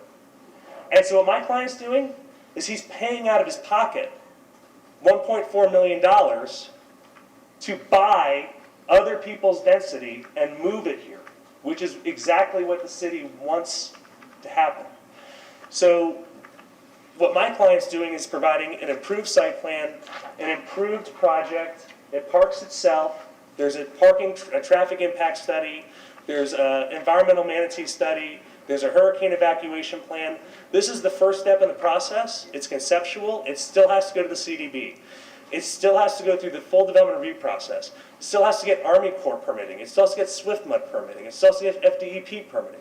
So we're at the very beginning, but we put a good foot forward. And again, this is a project that is providing a complete value added for an underutilized, underdeveloped area that has been a priority for the city, and my client's doing it out of his own pocket. So I'd answer any questions that you have. I hope I answered your questions. That was what I was trying to tailor my presentation towards. Thank you. Thank you. Any questions for the applicant? Do you have a question? Yeah. 10-foot sidewalks, there's room on Poinsettia for 10-foot sidewalks? Yeah, let me show you the aerial here. I got my pictures all mixed up because I get excited. Let me see. And is the parking is a parking garage? It has height to it? Just surface? So there's structured parking.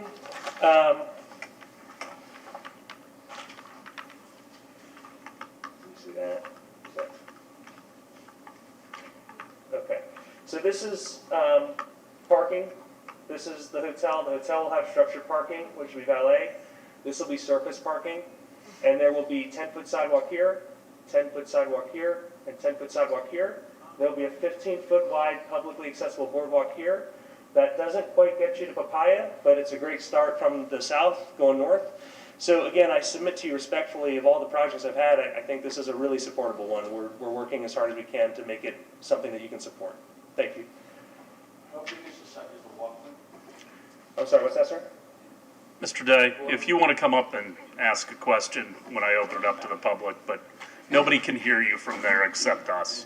I appreciate that, and I agree with you about density being there rather than closer to residential. But you did say, so I'm just trying to connect the dots a little bit.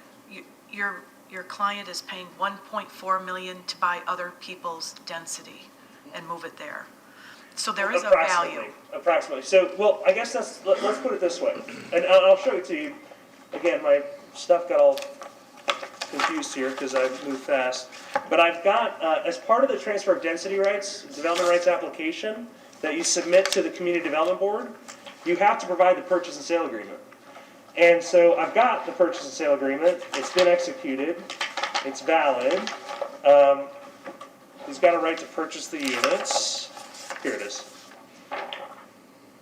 And you can see the purchase price is this is for 10 units, and the purchase price is $50,000 per unit. Now, what's the difference between that and the hotel density reserve units? You can't sell those.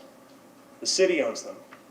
The city has control over those units. If you don't, you do not get a density reserve unit from the city unless you have a development agreement. If you don't comply with the development agreement, the city takes them back. Can't sell them. City doesn't sell them. So from the perspective of they don't have any value, I mean, sure, they have value, but they're an incentive, right? All incentives are supposed to incentivize stuff. So in this case, the density rights, the development right transfer is a fair market. It is a arm's length transaction.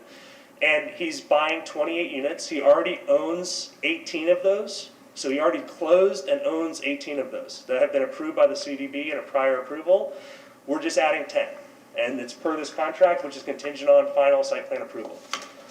And I guess one last question. Yes, ma'am. Not to just be tedious, but when you apply, when the developer applied for this construction, why didn't they just apply for it at a certain height, this higher height at the beginning? That's a great question. He had a totally different team, and I asked him that today. I said, HJ, they're going to want to know why are you changing it? And he said, I'm making it better. If you look at what was approved before, and you look at these renderings, I think the staff would agree that it's an improved site plan. It provides more of what we want, which is the pedestrian-oriented development in this area. And so his answer is he's making a better project. That's the best answer I can give you. Sometimes you spend more up front, and then you realize you want to do something different, and just the way these projects go sometimes. So. Well, and we can assume it's going to work out better financially for him as well. I would You don't have imagine the that. generosity of your heart. It's like, I'm going to I'm going to have more financial. Certainly, the end goal is to make a profit. There's no doubt about that. We certainly won't hide that fact, so. Other questions for the applicant? I appreciate that education. Thank you, ma'am. Appreciate you. Thank you. Mr. Perry? Do you have anything else? Before I open it up to the public?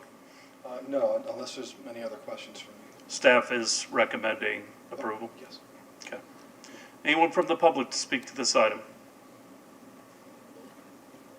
Come on up, Mr. Day. Good evening. Good evening. Good questions, Kathleen. To answer your question, I'd say they're worth about $50,000 apiece. But my question is, we're increasing the height from 65 to 80 feet. Is that going to set a precedent for the rest of the area? So when somebody else wants to come in, they can go from 65 to 80 feet and say, well, you guys already set the precedent.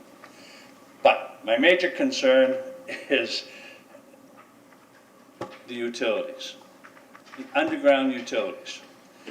I sit right next door to the new courtyard by Marriott. I fought in front of the CBV board to have underground utilities, and everything's, oh yeah, it's going to be underground utilities. Never happened, okay, because we have different ways of getting around the rules. Now, all I ask the board is if you're going to grant somebody 80-foot height, you're going to give them an extra 28 units, which gives them millions of dollars, okay? You pay 50, you sell them for $1 million. All we ask is that we get some underground utilities. Simple. You know, do what you want to do, but give the public, give the Marina District some quality of life. I've been there for 37 years. I got a little hotel. My utilities are all underground. I paid for them out of my own pocket because it looks nice. That's all. That's all I ask. Now, can that be done? Can you people do that? Make that amendment or make that part of your motion? That's all I ask. That's it. And then I would like to ask how wide the boardwalk is going to be. The one that's there now, in front of the courtyard, I think is only 8 feet. But I could be wrong. I thought I heard Brian say 15 feet. 15 feet, yes, sir. 15 feet? Yes, sir. Bigger than the other boardwalk? That one's also 15 feet. Really? Yes. I have to get a new ruler. Okay, so that's all I'm asking. If we could get underground utilities, and then you guys have to decide that if you're going to go 80 feet in height, you're going to have to go 80 feet for everybody. Thank you, Mr. Day. Thank you very much. Mr. Perry? Nope. No, hold on. Come on, Mr. Johnson. I didn't know we had anyone else to speak.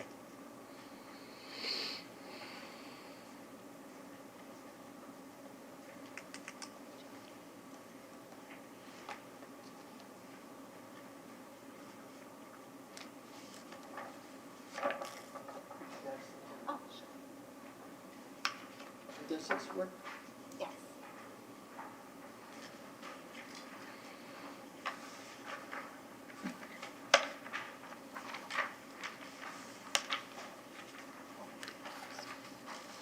I feel like we're passing notes.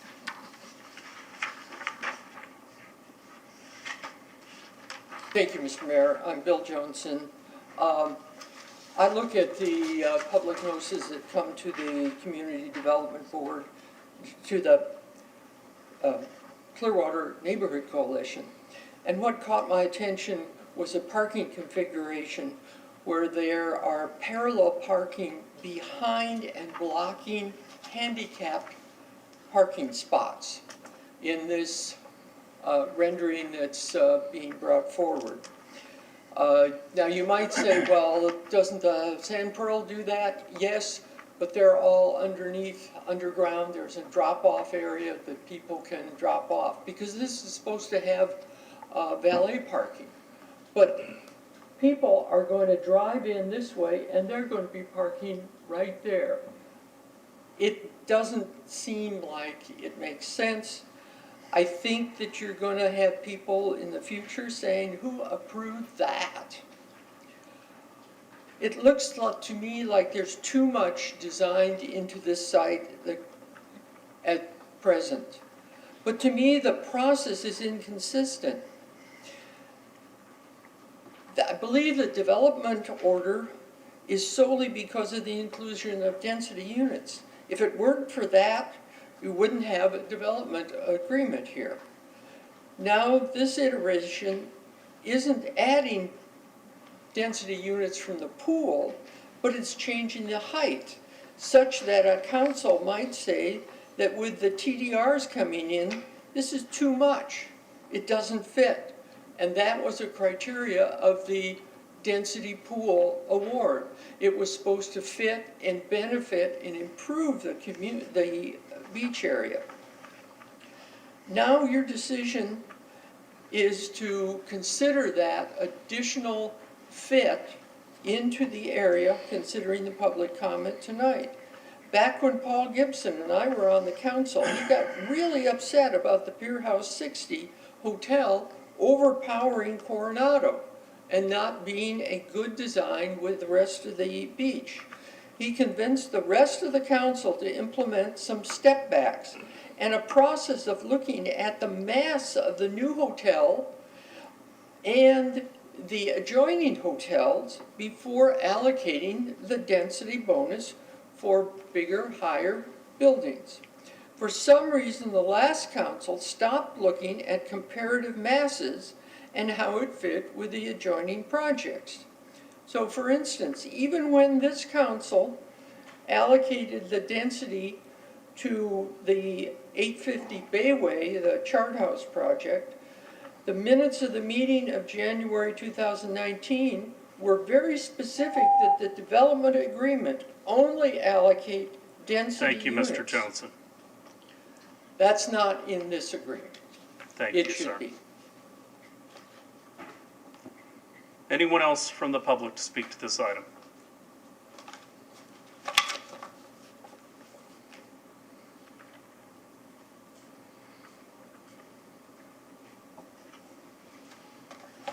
Mayor, council members, Chris Michaelek, 855 Bayway Boulevard. Michaelek is Michahalek. I really have personally no problems with this project because it is in an area of commercial and other hotels.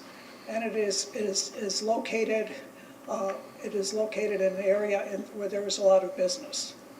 My concern, again, is the height, the request for height. And actually, I pulled up 3 pages worth, starting with the first time this was added to the Acela, and I found that in the Acela report of 7/31/20, when the TDRs were requested, there was a comment made that said this will not in any way increase the allowable height of the project. So the developer has said, and I understand Mr. Ong said, well, this is a new development. However, there was a promise made in July of 20 that there would be no increase. My concern right now is, and I addressed this to the council in an email this week, I want to know, and maybe I missed this because I was a little late, I had another engagement, what is the current height of the neighbor of this project, which is the Courtyard by Marriott? I asked, how does that influence this new project? Because as you're coming across the bridge, you will see in front of that whole landscape there, if this is larger than the Marriott by Courtyard, you will see this mammoth, and then you will see the Courtyard, which is shorter. So I asked the council, and I asked the mayor to ask that question, and I think it's critical. I also think it's critical if we make promises to the Marriott by Courtyard in regards to front setbacks, in regards to side setbacks, in regards to the setback that abuts Clearwater Bay. If those same setbacks are not given to this project, and they received a gratis other setbacks, again, we're showing preferential treatment, and we are not being equitable to Courtyard by Marriott, which fought to get that building there. So I would like my The question courtyard's answered. 85.5 feet tall. That the Courtyard is 85, all right. And then, please, could you tell me, Mayor, what is the setback? The major setback that I'm concerned about is the setback from the building not including the walk, the boardwalk, the setback from the building to the beginning of the water, to the border there, the wall. Let's see. Setbacks are measured from the property line, which extends 200 feet beyond the seawall into the water. The distance of the building from the seawall at the closest point is just over 11 feet. Okay, it's 11 feet. All right, and that does not include the boardwalk. No. Because if you drive by there, you'll see the first is the boardwalk, and then you see so it's 11 feet. Is that correct? Correct, and the boardwalk becomes owned All right. by the city. So this project here, this new project, I just want to know what the setback is for them from the end of the building to the beginning of the boardwalk. I mean, to the beginning of the wall. The Mr. Markson? setbacks on this are between 25 and 36 feet to the building. The rear distance to the seawall is 19 feet to the building and about 0 feet to the patio, Okay, so 19 feet. which is not structure above grade. All right, so then the only thing that you're saying is that the Marriott by 80 is 85, and this project is actually. 85.5 to Thank be you. exact. So this project is asking for 80. Thank you. I Okay. appreciate that. Anyone else to speak to this item? Well, you're not from the public. Okay. I can go stand out there. I'm going to close public comment then at this time. So I just want to make sure everybody understands, we are not approving the site plan. We are approving, okay, these units. That's what we're doing here today. The CDB is the body that approves the site plan, okay? And I want the public to understand that too. Questions? Yeah. Councilmember Beck.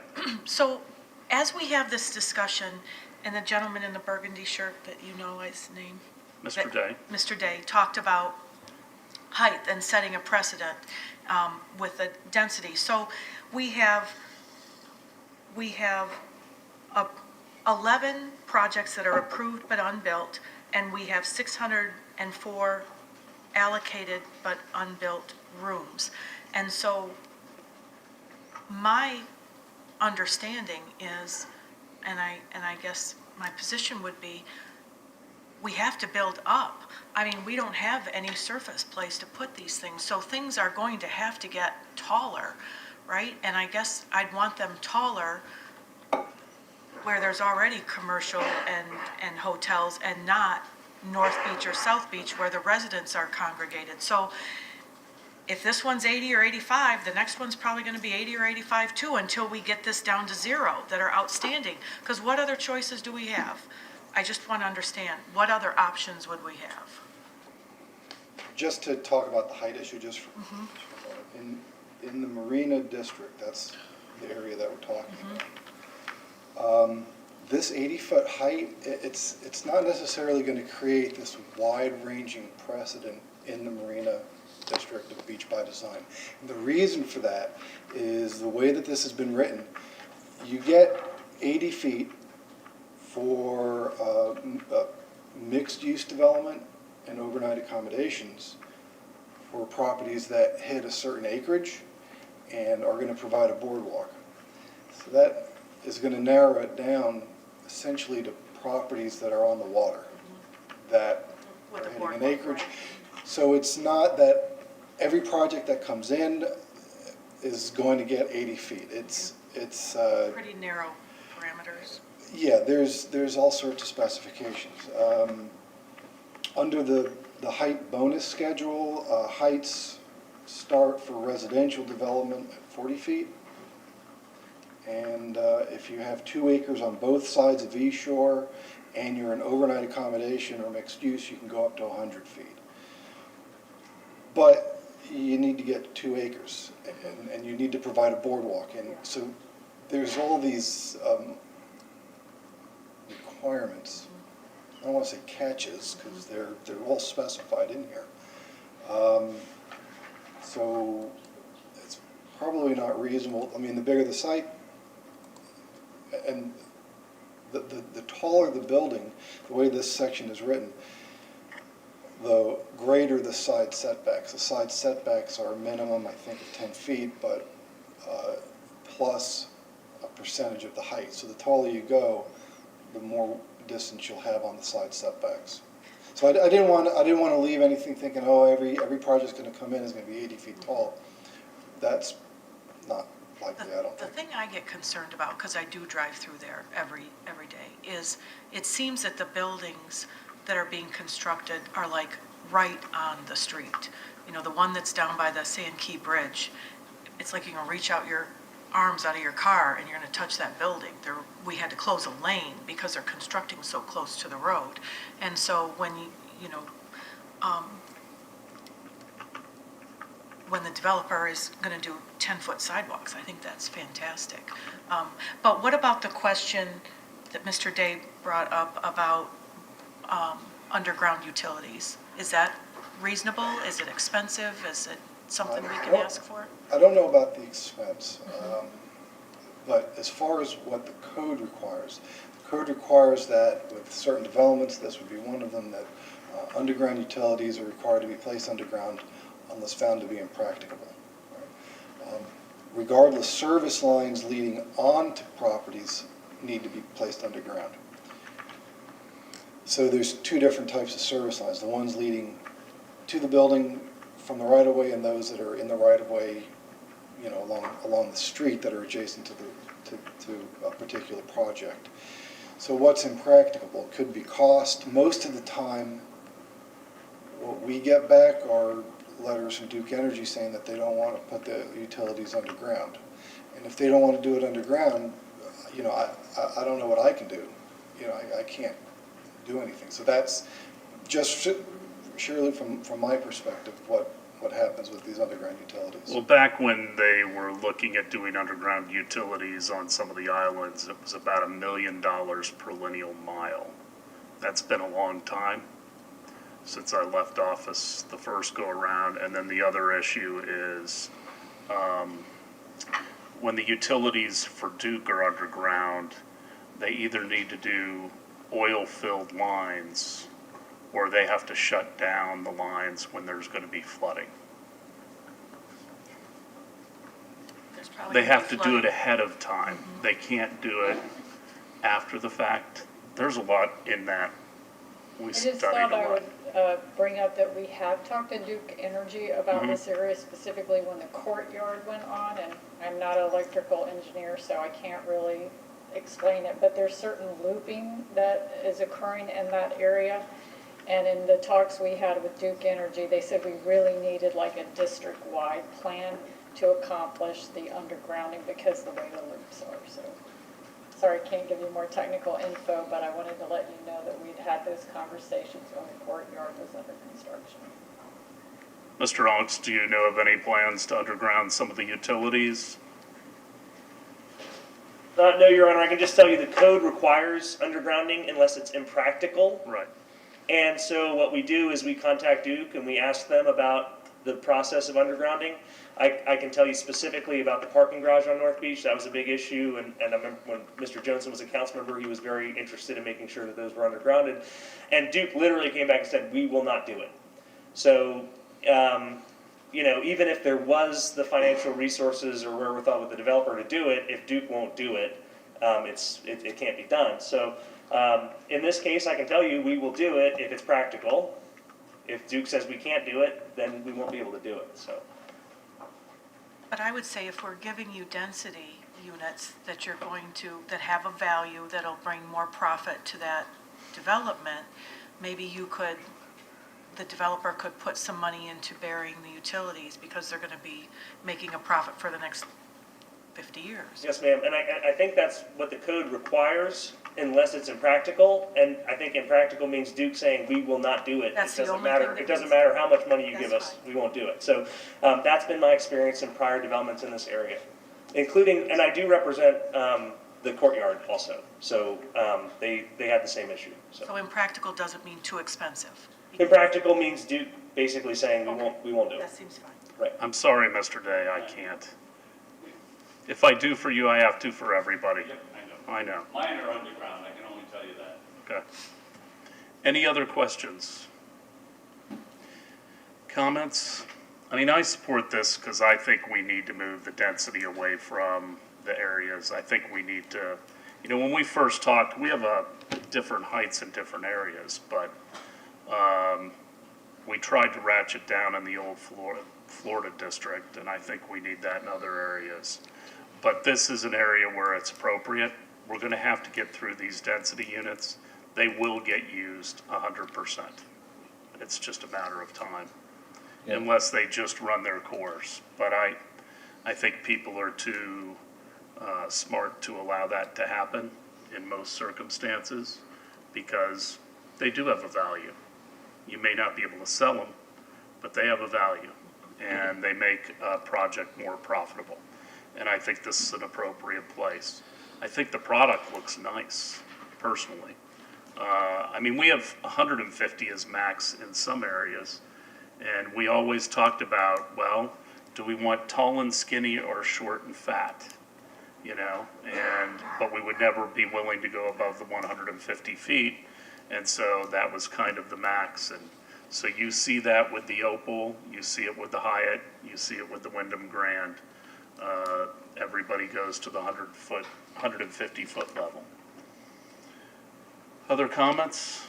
Yeah, I agree with that. I think most of our problems happen on the borders where commercial meets residential.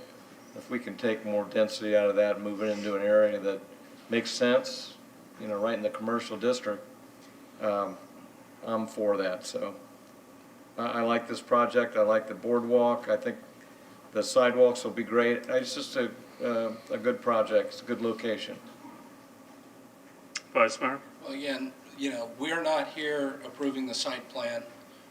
We're only moving this, approving the additional, few feet of additional height, some additional units, and moving it on so that now it can go through the community development board process and go through the whole process. This is just a very preliminary step. Now, I will tell you, you know, another history lesson, the Hilton Hotel, right there, the big Hilton, the Hilton Hotel in Clearwater Beach, the original design on that hotel was for it to be twice as tall as it is, but oriented in an east-west fashion to have the least amount of visual impact between the road and the beach and the water.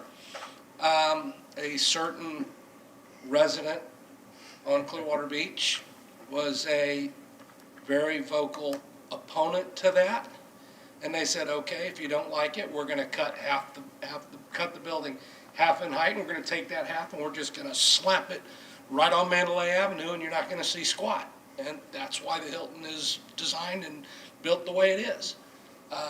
So, you know, I'm not height challenged like some people are.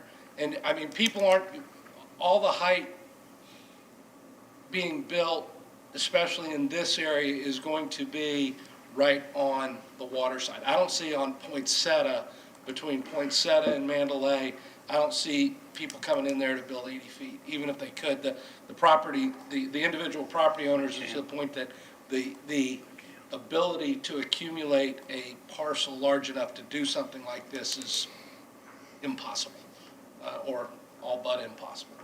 But no, I think what the applicant is asking for is definitely reasonable, and I look forward to it going through the process. Councilmember Bunker. Yeah, my only concern had been setting precedent with the height, but if the Marriott's already higher, I think it's going to fit in perfectly in the neighborhood. It does look like a beautiful structure, and hopefully the developers will work out whatever issues there are with the handicap parking and as they start to begin construction. So I'm for it. Anything else, Councilmember Beckman? Do I have a motion? Move. Wait, You before have a the comment? motion, yes, I'd like to make sure that the motion is to confirm the public hearing. That's the only motion that the council needs to make tonight. Don't need to read the resolution. No. Okay. Move to approve item 8.2, or does it need to be more precise? Just to confirm the second public hearing for December 2nd at 6 Oh. PM or soon thereafter. Okay. This one's a little tricky. Move to approve the reading of the Second Amendment on December 2nd at 6 PM. Do I have a second? Second. All in favor? Aye. Opposed? Unanimous. Anything else from you, Mr. Jennings? Thank you, Mr. Perry. Today is my 11th day on the job, and I just want to thank all of you for the incredible kindness. I have been out every single night this week at varying events, and I have to say that I've really enjoyed meeting so many people and their incredible kindness toward me. I also just wanted to mention, Mr. Rafferty, I appreciate your very, very kind remarks and your challenges to me. I look forward to hopefully making you proud of the work that I'll do collectively with both the council and staff. And then finally, I just want to wish everyone a very happy and safe Thanksgiving holiday. Mr. Margolis, anything else? Yes, sir. Council comments. We'll go from my right this time. Vice Mayor? 11 days, you're a seasoned veteran, aren't you? Double digits. Ready to roll. All I can say is happy Thanksgiving to everyone, safe travels, and cherish the time you have with your families. Councilmember Albritton. I wanted to say welcome to John Jennings. I'm glad he's on board with us now. And then make a note about the Friends of the District last night. We had a meeting downtown, and it was well attended. Everybody was had great things to say about Cleveland Street and what we're doing with the 400 and the 500 block and the restaurants. They're doing well, and I think we have a lot of people that are going to be involved to help with that financially. So that was a good thing, and hope everybody has a safe Thanksgiving. Councilmember Beckman. Sure. Just wanted to say thank you to all those people who came out to the city-sponsored meet and greet at Countryside Library this Tuesday night. Had a lot of great conversation. We talked about parks, about pocket parks, traffic, land use, accountability. It was a really good conversation and sharing of ideas. I wanted to say thank you to our police department for increasing their presence on Drew Street. A number of residents have reached out to me to tell me they've seen more police officers, they've seen the flashing speed sign, neighbors are putting out some signs encouraging people to slow down, so they're feeling some positive effects, and they appreciate that. And I just want to say, a lot is going on this weekend. We have turkey trots, turkey giveaways, a downtown art walk. I'm part of the Clearwater Arts Alliance board, and they have a docent-led walk on Saturday. The Hispanic Farmers Market is coming. There's an electronic and hazardous waste drop-off, and the Festival of Trees at Long Center, which I wanted to go to. But I'm going to be traveling to see my son and new daughter-in-law in DC. But there are lots of great things going on pre-Thanksgiving weekend. So I wanted to encourage you to take time to get out in our community, to meet friends, enjoy the cooler weather, and have a great Thanksgiving. Councilmember Bunker. I'd like to say I've been very impressed with our new city attorney.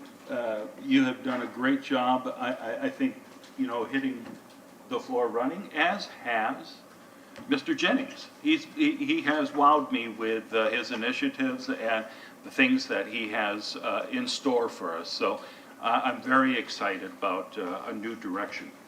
And as my Thanksgiving gift, I mentioned to you earlier, I would like to put Scientology on the agenda, because I think with the latest article from the Tampa Bay Times about Scientology's latest buying spree around the North Marina, I think we need to discuss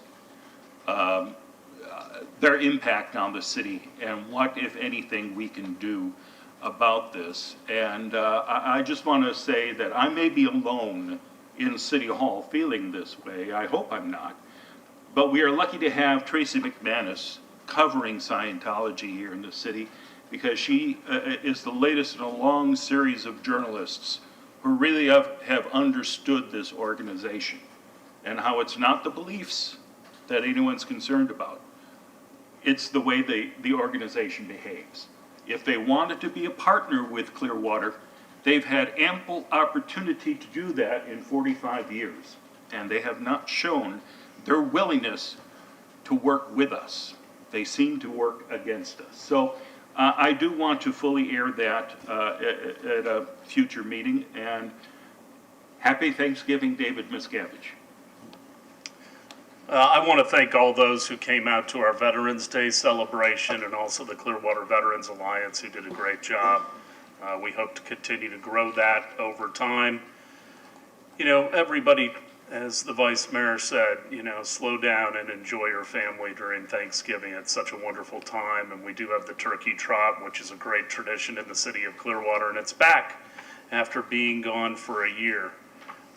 It's also very sad that we lost our probably greatest ambassador for the city of Clearwater and Pinellas County in winter, and I know that the staff out at the Marine Aquarium are still reeling from that loss. It's interesting that, you know, the staff always felt like they could help change and improve Winter's life, but the reality was she changed and improved everybody else's, and so it's a great loss. And we also have one of our really great citizens that was very involved for many years in the city who is missing. He is an older gentleman, Mr. Bill Murray, and he's driving a gray Hyundai Sonata. And if you happen to see one, call the police department. We want to get him home to his family. So I don't want to end on a negative note. So have a wonderful Thanksgiving. God bless you all. We are adjourned.